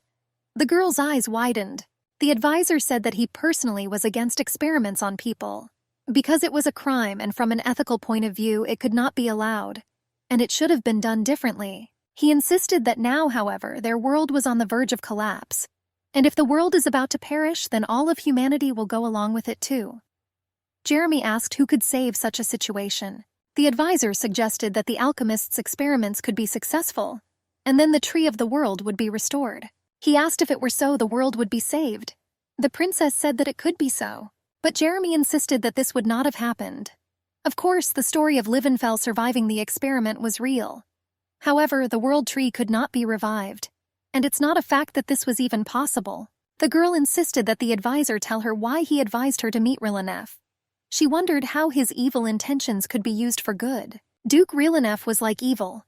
He dreamed of having power over others. However, he had power, an army and lands that could be extremely useful if war broke out. Tariella knew that the advisor was right. Although now they maintained peace and did not violate borders, but at the moment of betrayal, the truce would certainly have come to an end. The princess asked the advisor whether it was worth it for the safety of His Majesty to establish contact with the Duke. Tariella said that if anything happened in the future, it was necessary to make sure that Rillenef would stand up for His Majesty. She understood that his power would be useful, but the Emperor clearly hated him. Jeremy suggested leaving these worries to him. He asked by chance whether the princess wanted to take the post of advisor, and not the Empress. He asked to look into his eyes, how many capillaries in his eyes had burst. And he said that lately all the work had been on him, and he was already tired. Tariella told him the doors were there by pointing her finger at him. When he left, he said that she was so cold to him. Already at the door, Jeremy turned around and asked the princess for forgiveness that he had to take advantage of her for the well-being of His Majesty. The girl waved her hand goodbye to him, smiling, and assured him that everything was in order. She thought that why should the advisor apologize if she herself used Lionfell? That's why she agreed to marry him. After all, in the end, it was also beneficial for the Emperor. There were many guests in the banquet hall. Tariella was surprised that her family had secretly gone back to their kingdom the previous night. Our heroine was wearing the most gorgeous wedding dress today, and she herself looked quite determined. The girl imagined how, under the cover of darkness, her family sneaked one after another, leaving the palace unnoticed. She was surprised that it was so painful for them to watch her become empress. Tariella told them after them that they, ungrateful cowards, should not even call her home. The maid asked the princess to get up slowly. The servant girl opened the door for the mistress and invited her to enter. There the emperor was already waiting impatiently for her. Elik performed the marriage ceremony. Finally, he asked the couple to seal their vow to be together forever with a kiss. Tariella was somewhat undecided. She asked herself if it was necessary for them to kiss. After all, this wedding was only for 1 year. Lionfell turned to the princess with a wide and open smile. She thought to herself that he had been just as close to her last night, but she couldn't understand why she was so worried now. The emperor assured that she could not pay attention to the fact that so many people were looking at her now. Lionfell assured the princess that this was how it should have been at the emperor's wedding, so that they would be the center of everyone's attention. He asked Harry to understand him, and he extended his hand to her, intending to caress her. The princess did not understand what she should have understood. Lionfell touched the bride's face and brought his face closer to hers, intending to kiss her. He asked the princess to close her eyes. The emperor's lips touched Tariella's lips. She trusted him, and he gently hugged his wife and enjoyed the moment. Night fell on the emperor's palace. Distant stars shone coldly down from the heavens. Our heroine thought that despite the fact that she and the emperor met every night after midnight, but they never slept in the same room with him. After all, every time after the treatment, Lionfell returned to his room. However, today was their wedding night. This meant that she had to sleep with Lionfell and meet the morning together. At this moment, the girl was simply burning with shame. The emperor pulled his new wife's cheek. She asked what he was doing. Lionfell said that her cheeks were very soft. He believed that the princess had suffered enough today, and he suggested that she consider it a massage.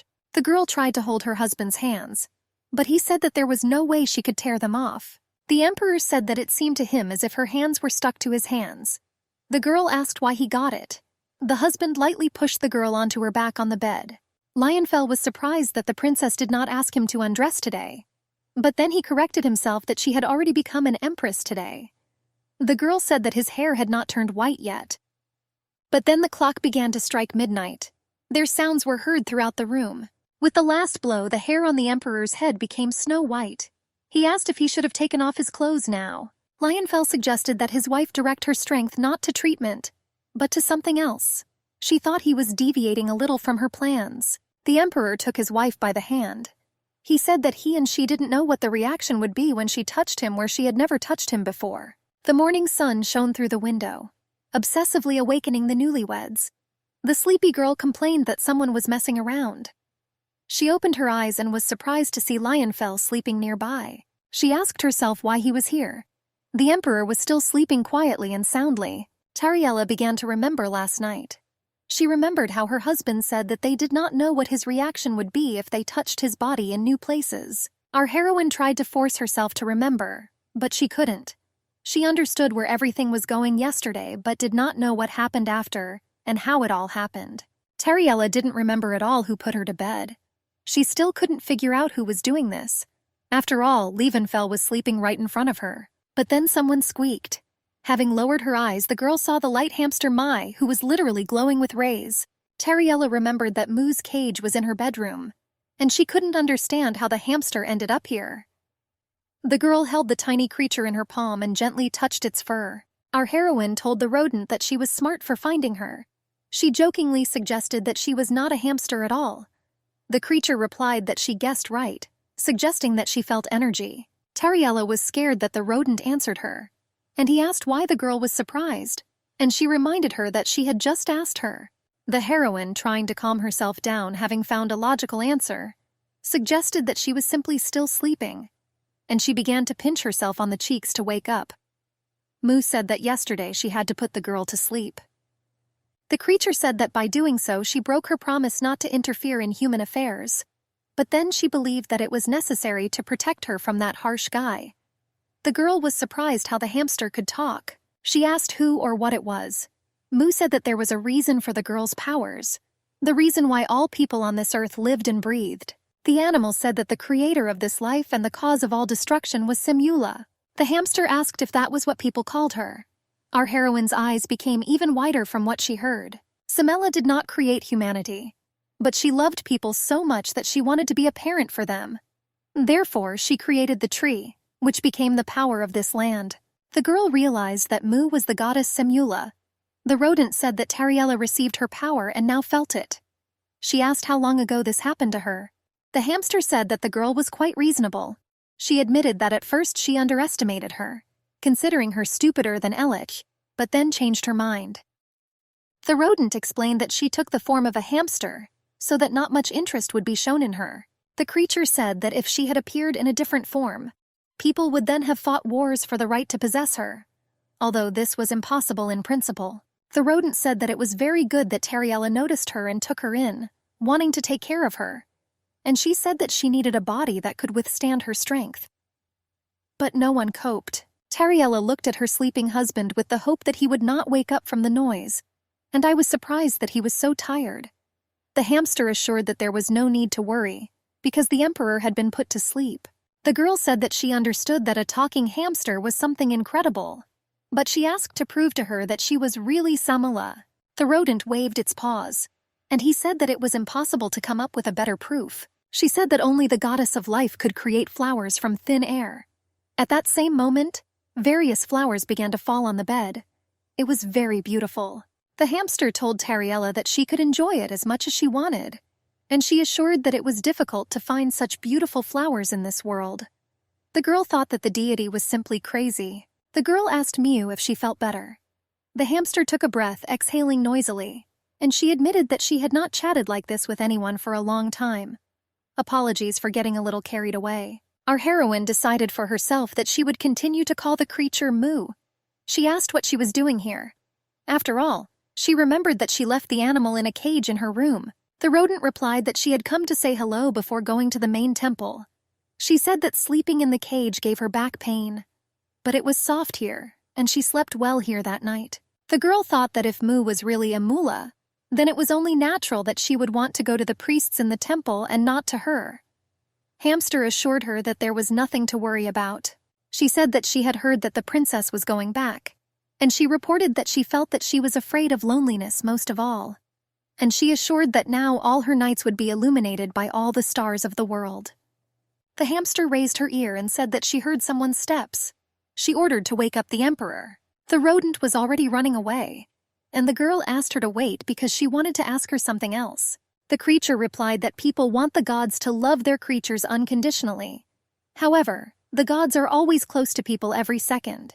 She insisted that she was always watching the girl. Tariella shouted after the hamster so that she would not leave, but the rodent had already run away. At this very time, the maid entered the bedroom and wished the lady good morning. Both maids were delighted and very surprised to see many flowers on the bed of the imperial couple. Lionfell, opening his eyes, was also surprised. His wife asked if he got enough sleep, and I thought to myself that the maids would quickly get out of here and get out of here, and mentally scolded Komichula. The advisor reported that candidates for the role of personal maids of the Empress were listed there. He asked that after the choice was made, he should be informed of the decision. The girl asked him to either laugh or remain serious, but for him to choose one thing. She said that she did not want to be ridiculed, and once again she said that the petals flew through the open window in the room. Jeremy told the lady that he didn't mean anything like that, and he was sure that His Majesty would probably like such a gift. And our heroine mentally promised Mai that she would get her fluffy fat butt. Tariella asked the advisor if he had a younger sister. He realized that Iana had applied to be Her Majesty's maid, and he answered that he thought that it seemed that he saw her from outside. Jeremy said there was a big age difference, but when the conversation came up about whether he had a sister, he did not hide the presence of one. The girl asked the counselor if he wanted to be close to his sister. He answered negatively. The guy said that the position of the Empress's personal maid was extremely prestigious. But if Iana takes this post, after interrupting, Tariella finished the conversation for him. She believed that this would make it more difficult for the advisor to convince her. The girl insisted that she considered him a cold-blooded guy, and he turned out to be a caring older brother. Jeremy reported that Iana was the youngest in the family, so her parents took care of her the most. He said that even in the most difficult days, she was never left alone. Tariella told the advisor that he was doing a good job, and she assured that in this case she would not take Iana so that he would not worry. She ordered him to select several profiles for her. Already at the door, the advisor turned over his shoulder and said that he would do everything possible to choose the best maid of honor for the Empress. He assured that she would be such that she and her husband would like it. Jeremy said that this would not be an overbearing man, but a kind man who would always stand by her side. Tariella insisted that she was pleased to hear this. When the doors closed, our heroine heard the voice of a young girl. She asked her brother if he had spoken to Her Majesty about working as a personal maid of honor. And I was wondering how it all went. The girl told Jeremy that she even prepared a welcoming speech for the Empress. Tariella thought to herself that she was too loud, and I was glad that I decided not to hire her. The girl tweeted to her brother that everyone said that the imperial couple woke up today in a bed full of flowers, and I thought it was quite romantic. Tariella mentally told Mu to prepare to listen. King Lupion was sitting at the table. He pounded the table with his clenched fist and cursed angrily at himself, and he said that the emperor was insolent. He recalled how he threatened that if he or Tariella caught his eye again, he would be finished. And I couldn't understand why the girl imagined herself to be the one who could bring their entire family to their knees. The son who came in said that it was better than playing along with Leonhardt.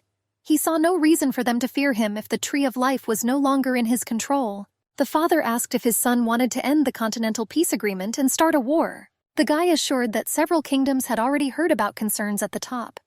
He insisted that he was not just relaxing during the trip. The son proposed to overthrow Emperor Leonhardt, and Tariella would simply break her neck. He didn't see the blonde approaching from behind. He asked him to repeat it again. Karajan said that he overheard an extremely interesting conversation. The king was also extremely surprised by his unexpected appearance. The blonde said that he warned them before he left. He said that no matter how many there were, Terry was the only one who was his family, and he warned not to touch her. A white wolf appeared above Karajan's head and magical power swirled around him. Squinting his eyes angrily, the blonde persistently repeated his question, where his sister was now. Emperor Lionfell sat on his desk in a state of complete reverie. He seemed to be sad. The advisor asked the gentleman what had happened, and was it somehow connected with the Empress? He assumed that he was worried about the wedding. The emperor said that he and his wife had something in the evening, but he did not remember anything at all. Jeremy clarified whether they were talking about their wedding night. Lionfell, with a dreamy face, asked what else could interest him. The advisor said that in this case he should go to his place now. He believed that the gentleman should have been left alone with his worries. The guy turned around and left the office. Lionfell said it was funny, but he didn't remember anything from last night. And Tariella was acting rather strange this morning. He assumed that she was unhappy and erased his memory.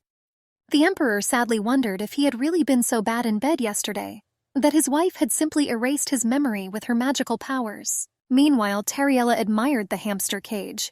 She recently hung precious necklaces on it, with the hope that if she does this, the deity will change her mind about destroying everything here. The girl mentally promised to give the rodent whatever she wanted, as long as she didn't get rowdy. At this time they entered the room. The husband called out to Tariella. The girl was surprised to see him so early. She asked him what happened, reminding him that it was not yet midnight. He replied that he knew what time it was now. The Empress asked her husband why he came to her then.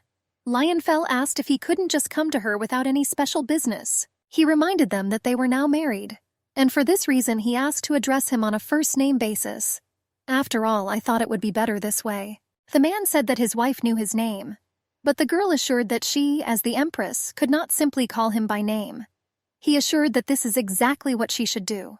Lionfell was playing with a lock of her hair. He convinced Tariella not to leave him. The girl assured that she would not leave him, and she asked who abandoned people in the first place. The brunette said that he remembered all this. The emperor asked his wife with the most serious expression on his face what he did wrong last night. Tariella answered negatively, and she assured that everything was fine then, and she herself was wary of why he was asking her about this and what could have already happened. Then after the ceremony, she and her husband went to the bedroom, and then Mu woke her up.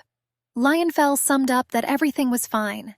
The girl thought that the emperor was asking her about the wedding, Maybe he was wondering if he had made some mistake at the ceremony or something. Tariella suggested out loud that her husband might have asked her about that kiss at the wedding. The girl thought that it would be better if everything was agreed upon in advance. Then she wouldn't be scared. But the past could not be corrected, so the husband wanted to talk to her, in order to avoid misunderstandings. The emperor asked his wife to tell him honestly whether everything was fast or bad. The girl assumed that after all it was about a kiss. Lionfell suggested they try again. Tariella was simply taken aback, and her husband gently took her by the waist with his hand and pressed her to him. The girl wondered in surprise whether this man had never made a mistake in his entire life. The brunette brought his face closer to his wife. He looked rather determined. She asked him to wait. Lionfell said that she knew perfectly well what would happen next, and he asked if she didn't want this, that she would push him away. Tariella thought to herself that her husband was a real devil, who could tempt her so masterfully that she could not resist. The couple merged in a passionate kiss. At that moment his hair was already white. It was sweet for both of them. When Tariella broke away from her husband, she was extremely surprised. The girl rested her head on her husband's chest, a little in shock. Lionfell was worried about her and asked if she was all right. Tariella responded with a sudden feeling of weakness. She thought that perhaps she had unknowingly used force during the kiss. And I wondered why my husband's hair was dyed black again. Lionfell easily picked up his wife in his arms. She only managed to gasp in surprise. Soon the emperor sat the girl on the edge of the bed. He said that since she felt unwell, he considered it necessary to call a doctor for her. She assured me that everything was fine with her. The man thought that when they kissed, it seemed to him as if his brain had turned off. The emperor, bending a little over Tariella, asked her if she liked him. The girl was amazed at his directness. Lionfell asked her to be more careful in future, and he said that without even knowing it, he could drive her crazy. He said that he would call the doctor anyway. Our heroine thought to herself at that moment, did anyone take care of her as carefully as he did? Except for Mom and Dad, of course. Tariella tried to understand why the emperor was so kind to her.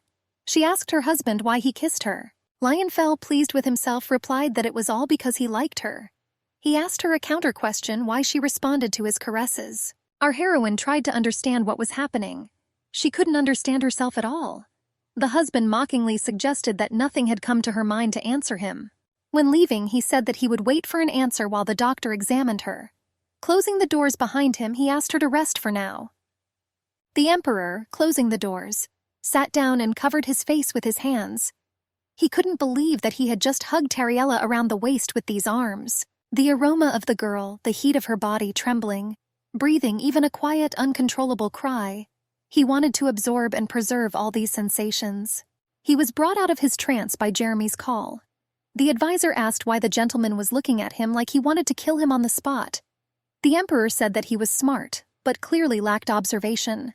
The advisor replied that since he was smart, then why did he need his powers of observation? After all, in this case his salary would be higher. And in a serious tone he asked what he was doing here. Jeremy urged the gentleman to hurry up and attend to more important matters. The emperor replied that he was reflecting on his impatience.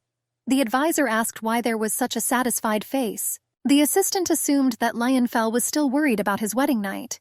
He thought that the empress said that she did not like it and... The emperor interrupted, asking who they were taking him for. Jeremy replied that he would risk calling the emperor impatient, and he asked whether he would deny it. Lionfell replied that the advisor was still observant, but not when it was necessary. The assistant assured the master that the empress would not run away from her husband. He asked Lionfell not to be so nervous and to do everything gradually. The brunette asked whether the game was worth the candle. The emperor thought that even when Tariella looked at him with an expression on her face that looked like a little rabbit, all his thoughts flew far and wide. He regretted that she did not call him by name. He could not put into words how beautifully his wife's green eyes shone.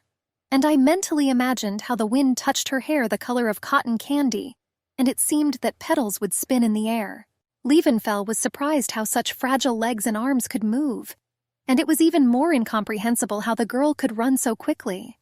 The advisor assumed that a ball would soon be held in honor of the fact that the girl was breathing. Jeremy said that if the empress seemed to her husband like a little rabbit, then he should have turned everything into a hunt. He advised the gentleman to set up baits and traps, and he assured that if Lionfell simply attacked her, he would only lose his strength, and the girl would still run away from him. Jeremy insisted that he should have just let the girl feel safe, and when it comes across, then do it your own way. He insisted that this was the best way to hunt rabbits. The advisor suggested ending this. He asked the emperor to mind his own business, because it was time to take on the urgent issues that had accumulated over all this time. A pretty girl appeared on the threshold of the door to the empress's private chambers. She informed Her Majesty that it was time to set off. It was Phoebe Layla, the empress's personal maid. Tariella was surprised that it was already time.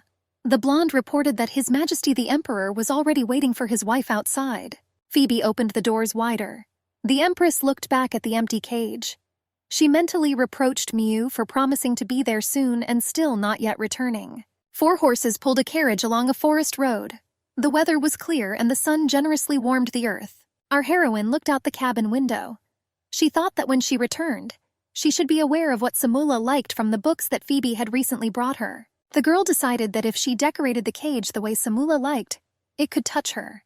And then the deity will be able to create a new world tree, so that the world does not perish completely. Tariella was not sure that there was such an opportunity to simply create the world tree at every whim. The emperor asked his wife if she was worried. The girl answered in the affirmative. After all, this was her first appearance in public, and in the main temple, to boot. Lionfell said that today was the day of the ceremony, so Elihu would not pay too much attention to it. And if they did as they planned, then they had nothing to worry about. The emperor reported that senior priests had recently left the ministry, so only the 2 elders remained, and the rest were the lower priests and their disciples. The husband told the empress that Elihu was busy right now, so he clearly didn't care about them. She asked if he thought so. Lionfell asked his wife not to worry, assuring her that he would be with her every second. The servant informed His Majesty that they had already arrived. Her husband helped Tariella down the steps of the carriage, and the high priest and his assistants were already hurrying towards them with words of greeting. He said that they had come a long way. It flashed through our heroine's head that she should leave here as soon as possible. But then the empress heard a squeak that was already familiar to her. She couldn't believe her eyes. Mai was sitting on Elihu's head and waving her paw in greeting. The high priest could not understand why the empress looked at him like that, and the girl thought what the deity was doing. Elihu told the imperial family that a separate room had been prepared for them so that they could rest peacefully before the ceremony. He invited them to sit comfortably. Tariella thanked him briefly. The blonde assured Her Majesty that she could address him as you. He reminded that he was still lower in status than her. The girl nodded to him in agreement, and I wondered where Mai had gone. The high priest asked Her Majesty for forgiveness for frightening her so much the last time. He insisted that the reason he wanted to touch her was because he felt the power of the deity Samula in her. Alec said that apparently he was mistaken then, and he said that apparently he still had a lot to learn. He insisted that he sincerely regretted what he had done. The blonde shared that lately he has been feeling stronger more and more often, and he assumed that these were all the consequences of fatigue from a long journey. The girl thought that the deity had recently sat on his head. She noticed that the main temple really impressed her. Holy power permeated every corner of it. The high priest assured that if his help was suddenly needed, you could call him at any time. And for the empress, he could come to the rescue even at night. Tariella thought that she had only now realized that neither Livenfell nor Mu had spoken ill of Eliha. When Duke Revenef was in trouble, Elihu helped him, and the girl just avoided him for fear of being discovered. But this did not mean that he was a bad person. She told the high priest that she was interested in something, and asked if he would help. Alec answered in the affirmative. The girl said that she would like to find out more about the divine Samula. Tariella understood that he clearly knew more about her than all those books in the library. The emperor persistently asked his wife to wait. He believed that it was impossible to ask questions about Samula. The girl believed that since Elihu was the high priest, she considered him an excellent source of information. The blonde summed up what the empress wanted to know about Samula. It is worth mentioning that the deity healed and saved many people after she appeared on Earth, and in a short time many temples were built under her. 2 hours later, Elihu was finishing his story about how Samula created the Tree of the World, which became part of her power, rooted in this land. Tariella already knew all this, but today she wanted to know what kind of jewelry or desserts the deity liked. Lionfell even dozed off a little out of boredom. The high priest called out to His Majesty to see if he was listening to him attentively. He replied that of course yes, and the empress was surprised at herself that she also seemed to have dozed off. Elihu sadly said that in truth, people now did not extol the deity Samulu as in the old days. He said that some cursed them, and others threw stones at them. People believed that the deity brought chaos to their world. The emperor said that this world was falling apart, and people simply wanted to take out their anger on someone. Emperor Lievenfell asked the high priest if he blamed the deity Samula. Elik replied that he could not blame his parents for sending him away so that he could learn to be independent. Lievenfell was surprised that he was sent away overnight, without even warning, to which the high priest replied that his parents could not be responsible for him forever. The girl thought Elik was an amazing person. Suddenly, the doors opened. The priest and Jeremy came in and were extremely excited. They turned to the high priest Elihu. The emperor said that it seemed that he should hasten. Elik asked what happened. Lievenfell asked the advisor to start from the very beginning. He reported that some of the priests who had recently departed had just been brought to the temple. They were infected. Anxiety showed differently on their faces. Elihu asked how many there were. He said that if there were not many sick people, he could try to cure them. I asked if they were in the infirmary. The bigger problem was that there were hundreds of people standing outside. They all came to the ceremony, and there was a possibility that those gathered could be exposed to infection. Advisor Jeremy argued that in this case, it would only be a matter of time before the plague spread throughout the empire. Elihu asked him how they could cure them. The emperor said that the lower priests of the temple were not capable of healing, and at the moment there were no priests in the main temple who would be able to cure all those infected. Confusion flashed across the high priest's face, but he quickly realized that he needed to make decisions quickly. Elihu ordered not to let anyone into the temple. The high priest replied that only the emperor had the right to close the entrance. He assured that this was the only way to keep the disease under control. He asked Jeremy to send the request to the nearest temple. Lievenfell was sure that if priests from another temple arrived, their help would be very useful. But he also understood that if the parishioners found out, they could cause a panic. Advisor Jeremy assured that everything would be done. He asked Elihu to help him send a letter to another temple. The high priest stated that he would do everything possible to prevent the spread of the disease, and he promised His Majesty that he would try to cure all those affected by the infection. The emperor assured Elihu that if he wasted his strength in vain, there would be little help. He assured that he understood him, and he understood that if this was truly a plague, then it would be impossible to cure everyone. The high priest said that the plague did not kill a person overnight. He assured that if they began to treat the sickest, he did not know what would happen next. Elihu said that all those people were waiting for him, and he believed that Samula gave him the strength to help everyone in need. The emperor agreed with the high priest since he was sure, and he admonished him to act. Here Tariella decided to insert her opinion. He said that since they had finished their discussion, she wanted to clarify something. The girl said that she understood the situation was so difficult.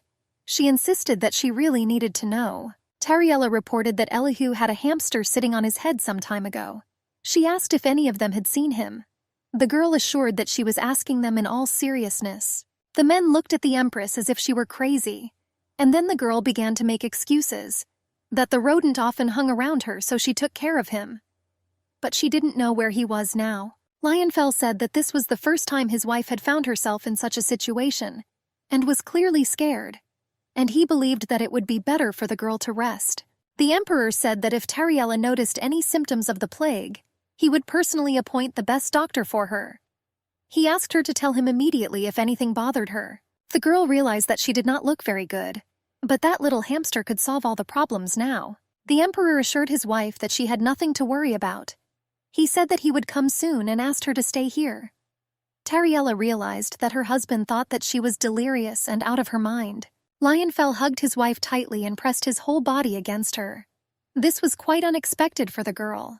The emperor whispered soothingly in her ear that she really had nothing to worry about.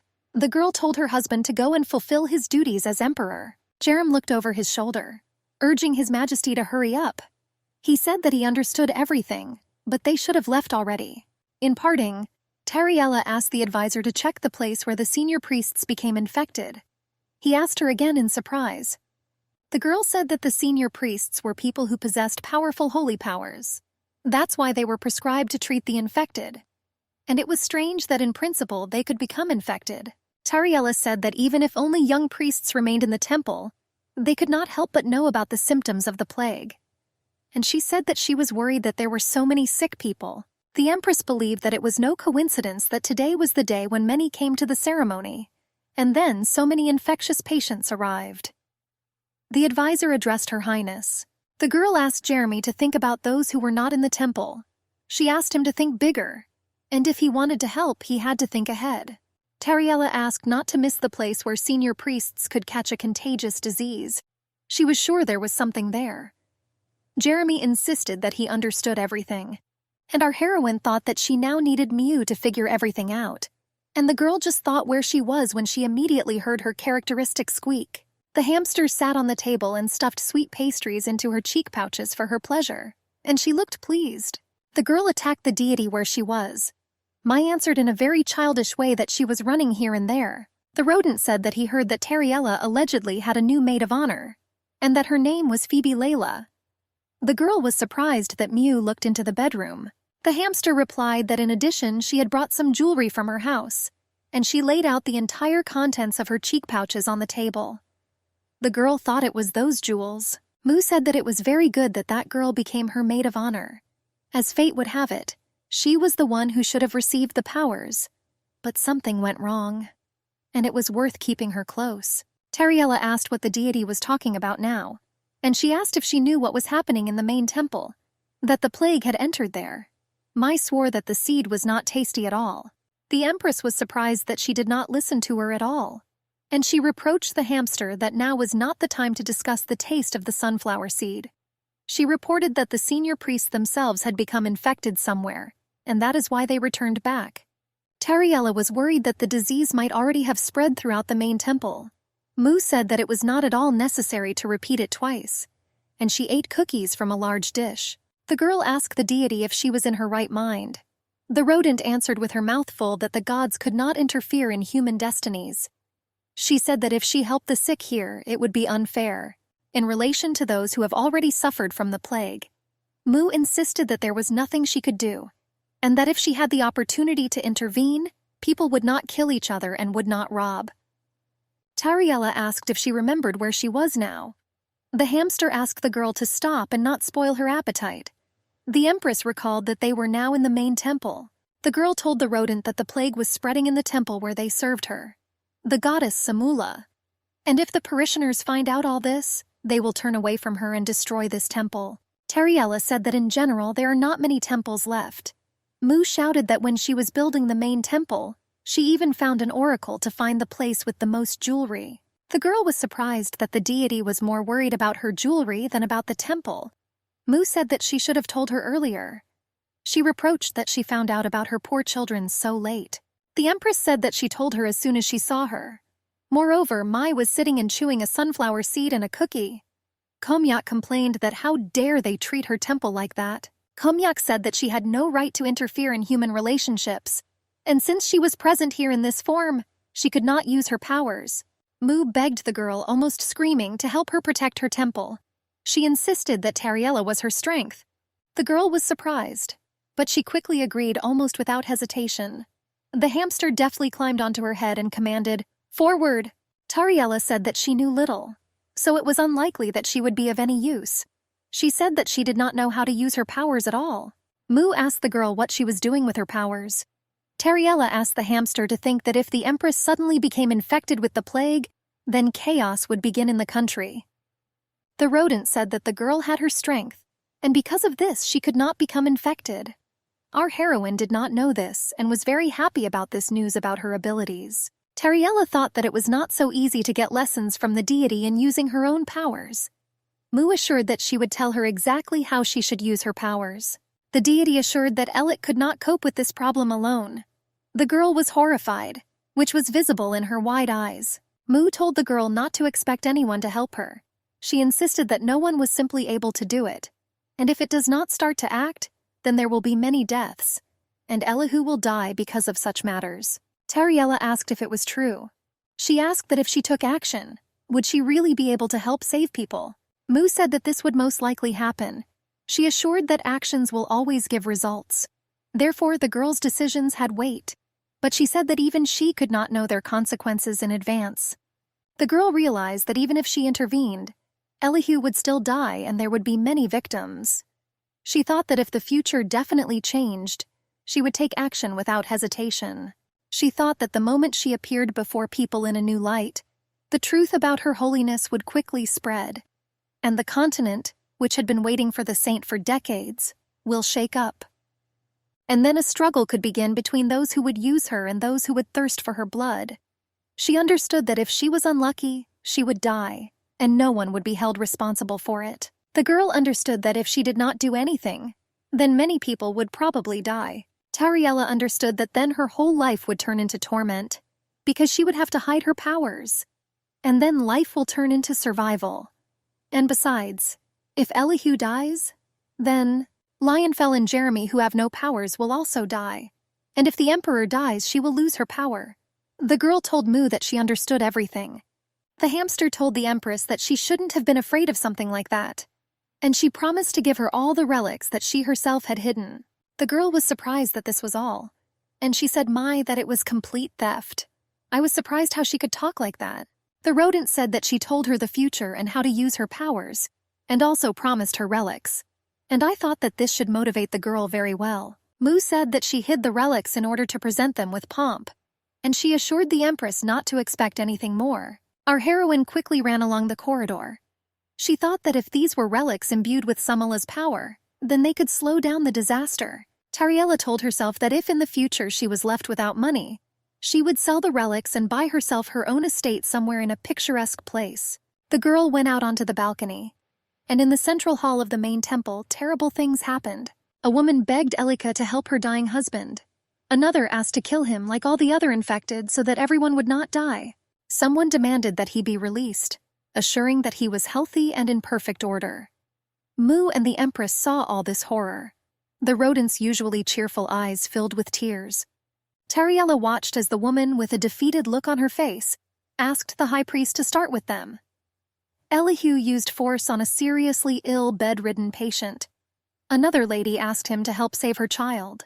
The blonde said soothingly that since he was there, everything would be okay. The Empress leaned over the railing and looked in despair at what was happening below.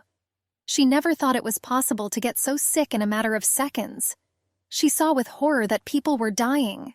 The girl saw how Elihu took a dying child in his arms and glowed with golden rays, illuminating everything around.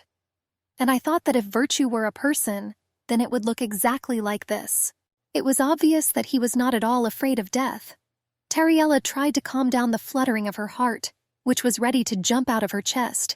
She never thought she would ever see this part of the priests.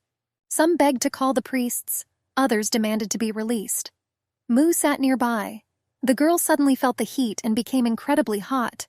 She guessed that it was the forces making themselves felt. The hamster touched the Empress's shoulder with her tiny paw. She said that those feelings that she ignored were not worth turning away from.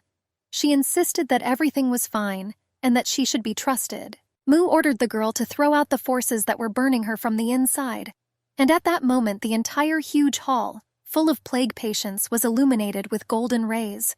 Small balls of light danced around. Tariella saw how the little boy, with surprise and delight, tried to catch the golden ball of her power with his hand. The baby told his mother that he began to feel as good as before. Soon everything became the same as before. Our heroine turned to Mu. She told her if this didn't seem a bit too much, and she assured her that she did not know that it was possible to heal everyone this way. Tariella, afraid that she would be caught, returned to the break room. As she sat on the soft sofa, she thought it was more like a joke. She was even a little glad that everyone thought that it was Elihu's powers. People praised what a great guy he was and came up to thank him. But then the Emperor entered the rest room. He addressed his wife in a stern tone. He asked if she was injured. I was worried that she might be in pain now. I asked if she did this there in the hall. Tariella pretended that she did not understand what her husband was asking her about. The Emperor asked her not to pretend that she did not understand. He was sure that Elihu was not capable of such a thing. Lionfell insisted that he saw his wife going out somewhere from here recently. The girl replied that it was she who used holy power to heal infected people. Lionfell said she shouldn't have interfered. He was angry that his wife did not listen to him, because he ordered her to stay here, and he thought it was too dangerous for her there. Tariella said that if she had stayed here, the danger would not have disappeared, and the disease would have continued to rage. She saw that neither Elihu nor the senior priests could do anything. Lionfell was angry with his wife, because he had previously asked her to use her magic only when he was next to her. But then the hamster squeaked. He asked that only the girl understood him, and she offered to put the screaming emperor to sleep. The man continued to assure his wife that he just wanted to protect her. Tariella answered him that at that moment she was in absolutely no danger. She was sure that other people had it much worse than her. The husband said that she was more important to him than anyone else. The girl argued that if the empire collapses, then her power as empress will collapse overnight. And she hasn't even figured out the Lupions yet. Mu squeaked and asked the girl to take her husband's position. But then they began to persistently knock on their doors. Elihu asked their majesties permission to enter and join them. Lionfell asked him to come in, although he thought that he was a little out of time. But the high priest did not pay attention to him, but was in a hurry to turn to her majesty. He directly asked Tariella if she had recently used the sacred powers of the goddess Samula. The emperor thought to himself that it would be better for Elik to remain outside the door. He pretended that he asked out of place, and he said that if Elihu had the strength to talk such nonsense, then it was better for him to go and help Jerem. The high priest said that the emperor was of course aware from the very beginning. He insisted that he guessed when he saw Jerem drop all his business and run here. The emperor asked Elika what would happen if he got a little more angry. The blonde said that the courts, because until now this secret had been kept secret, they did not want to reveal it, and so he told all the eyewitnesses that it was his divine powers that were manifested. The girl thanked him. She hoped that he would leave everything like that and rejoiced at his insight. Elihu said that from Her Majesty's words of gratitude, one could conclude that she really was a saint. Only then did the girl realize that they were trying to lead her to openness. She mentally took back her words of gratitude. The high priest was extremely surprised. Why did they hide this fact? After all, if the girl was a saint, then she could put an end to this whole situation. The emperor gritted his teeth in anger. He replied that that was why they hid his wife's abilities, and he believed that if everyone immediately thought that she was capable of fighting the plague, but she herself did not know this yet. Lionfell assured the high priest that he, like him, was also glad that Tariella had the holy powers of Samula. The emperor asked what if the world does not change even after the birth of a saint? What if people continue to die? He asked Aliyah who would be the target of all human anger and resentment. Lionfell was sure that the anger would not be directed at Samula, whom no one had seen, but at the saint whom they had been waiting for so long. Elihu replied that he had not even thought about it. The emperor said that he understood. After all, if the high priest had let such a thought into his head, he would no longer be alive. The blonde bowed to Her Majesty, and he said that he was wrong. He was aware that he was filled with joy that the goddess Samula had not abandoned the people, so he justified himself that he had made a mistake. Elihu assured that he did not want to cause inconvenience to the empress. He said that the emperor was right, that the saint was beyond the power to resolve this situation. The blonde believed that in the end Tariella had to make her own choice. The girl thanked Elik for his understanding. The high priest promised to keep the empress's secret. He was sure that this was the will of the goddess Samula. The girl saw Mu and thought that she had no time for it right now. Tariella said that everything was fine. She just asked him not to chat with anyone about this. She felt that she should have been near him. Elihu was sure that everything was Samula's will. The girl thought that she would actually be calmer if the high priest were next to her. She answered him with consent. Tariella understood that if someone suspected her of being a saint, his help could come in handy. She could tell at any moment that it was Elihu who was using sacred powers. Lionfell didn't like this. The girl asked to wait and said that this was not all. The hamster in her hands was surprised. Jeremy asked the empress what else she would please them with. The empress demanded the hamster to give her the holy relics right now. She said that she had not forgotten her promise, and Miu squeaked that the smart girl had calculated everything. The following events are described a few days later. Rumors that the empress, by chance, became the owner of the sacred relic of Samula spread very quickly. The city lived its own life. Cheerful and healthy children ran through the streets, starting all kinds of fun. The man in the cart said he didn't know what was urgent, but it wasn't a pleasant turn of events. He wanted the youth to leave their capital after the sacred ceremony. A pair of horses carried the two in a cart through the gates of the city. On the reins, he said that it was not the most pleasant trip. The writer insisted that he had to get somewhere. He asked what the rumors were. The man reported that the high priest Elik healed everyone from the plague in one moment. People thought that it was all over for them, but sacred forces poured out on them like an avalanche. He was also glad that the goddess Samula had not abandoned them. The writer said that somehow he didn't really believe in these stories. The bearded man was indignant. He said that this meant that the goddess helped Elihu.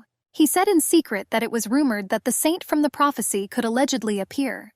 The hooded passenger did not believe it and began to tease. On the reins, he assured that there was a big difference between Elihu's usual power and the one with which he healed the sick. He said that there were rumors that this was the work of the new saint. The man assured that if she really was there, then it was a miracle. He expressed endless joy that the goddess Samula did not abandon them. The bearded man said that he also heard that the empress received the sacred relics of Samula. He asked whether, after this, it was possible to consider that the empress herself became a gift from the goddess. The hooded man climbed down from the cart. He thanked the driver for delivering him. But the bearded man wondered what the guy was going to do here. He said that there was not a single village nearby. The passenger replied that he was going to wait here for the next carriage. The man asked if he was serious, and he replied that he could not tell where he was going due to certain circumstances. The bearded man assured that now he became even more curious, and he asked me to tell him a secret. The blonde man in the hood said that he was heading to the Etherian Empire. He couldn't be here anymore. The driver noticed that it was not so difficult for him to open up to him. He assured that the road to Etheria was difficult and advised to be careful. And he offered not to take money from him for the trip. The bearded man assured that he had earned enough today. He said that on the way home he wanted to buy meat for his family, and set aside some so that when you need to help other people in need. The passenger took out a flat flask from his inner pocket. He offered to drink a little from it. The driver assumed it was alcohol, and he agreed to take a little sip as payment. The man boldly and happily drank from the container, and the one in the hood said that he was pleased to see how people lived, caring and loving each other. But then that same flat flask fell from the driver's hands to the ground near his feet. The blonde said that it was necessary to quickly revive the tree of life in order to live every day like today. The driver lay on the ground and coughed convulsively, and his passenger said that if he was caught, the tree would not be restored. He invited the man to think of his fate as a sacrifice in the name of the entire continent. The blonde man tells the man lying on the ground at his feet not to worry, and he promised that he would return the world to its former form. He spoke smiling, removing the hood from his head into the void so that the saint would wait for him.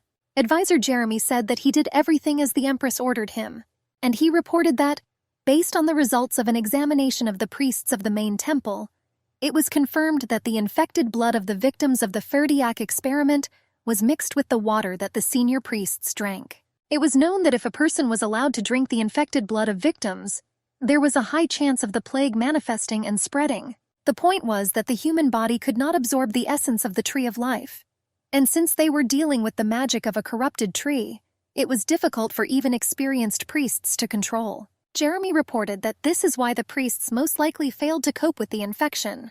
The Empress concluded that the founder of the Ferdiac experiment was involved in this incident. The advisor assumed that there was a high probability that they would be on Ginevra's trail.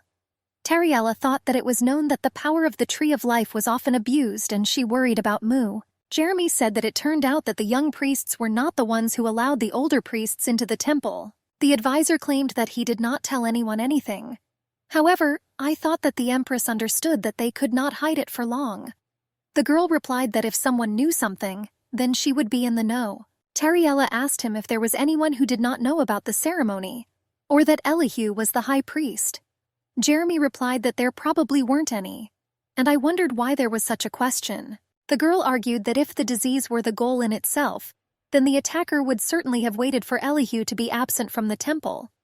After all, the high priest was often away on missions. The advisor suggested that the person could have waited for the ceremony on purpose, because then it would have been more crowded in order to infect a sufficiently large number of people. Tariella said that if she were in the place of the criminal, she would have spread the disease at any moment. She said that even if the fact of the ceremony itself was not taken into account, quite a large number of people visited the temple on ordinary days. The girl believed that if there were a lot of people, then the temple should be closed early, and then fewer people would become infected with the plague. The Empress assured that in general, everything would be simpler if the goal was simply to infect the capital. Jeremy was surprised that the lady had a different opinion. Tariella asked the advisor why he was so excited. She said that she herself did not know what the goal was, and she insisted that she was just saying what she would have done. The girl believed that there was nothing wrong with leaving room for speculation. The advisor told Her Majesty that if she suddenly stopped enjoying being the Emperor's wife, maybe she would agree to the position of advisor. Tariella laughingly wished him good night.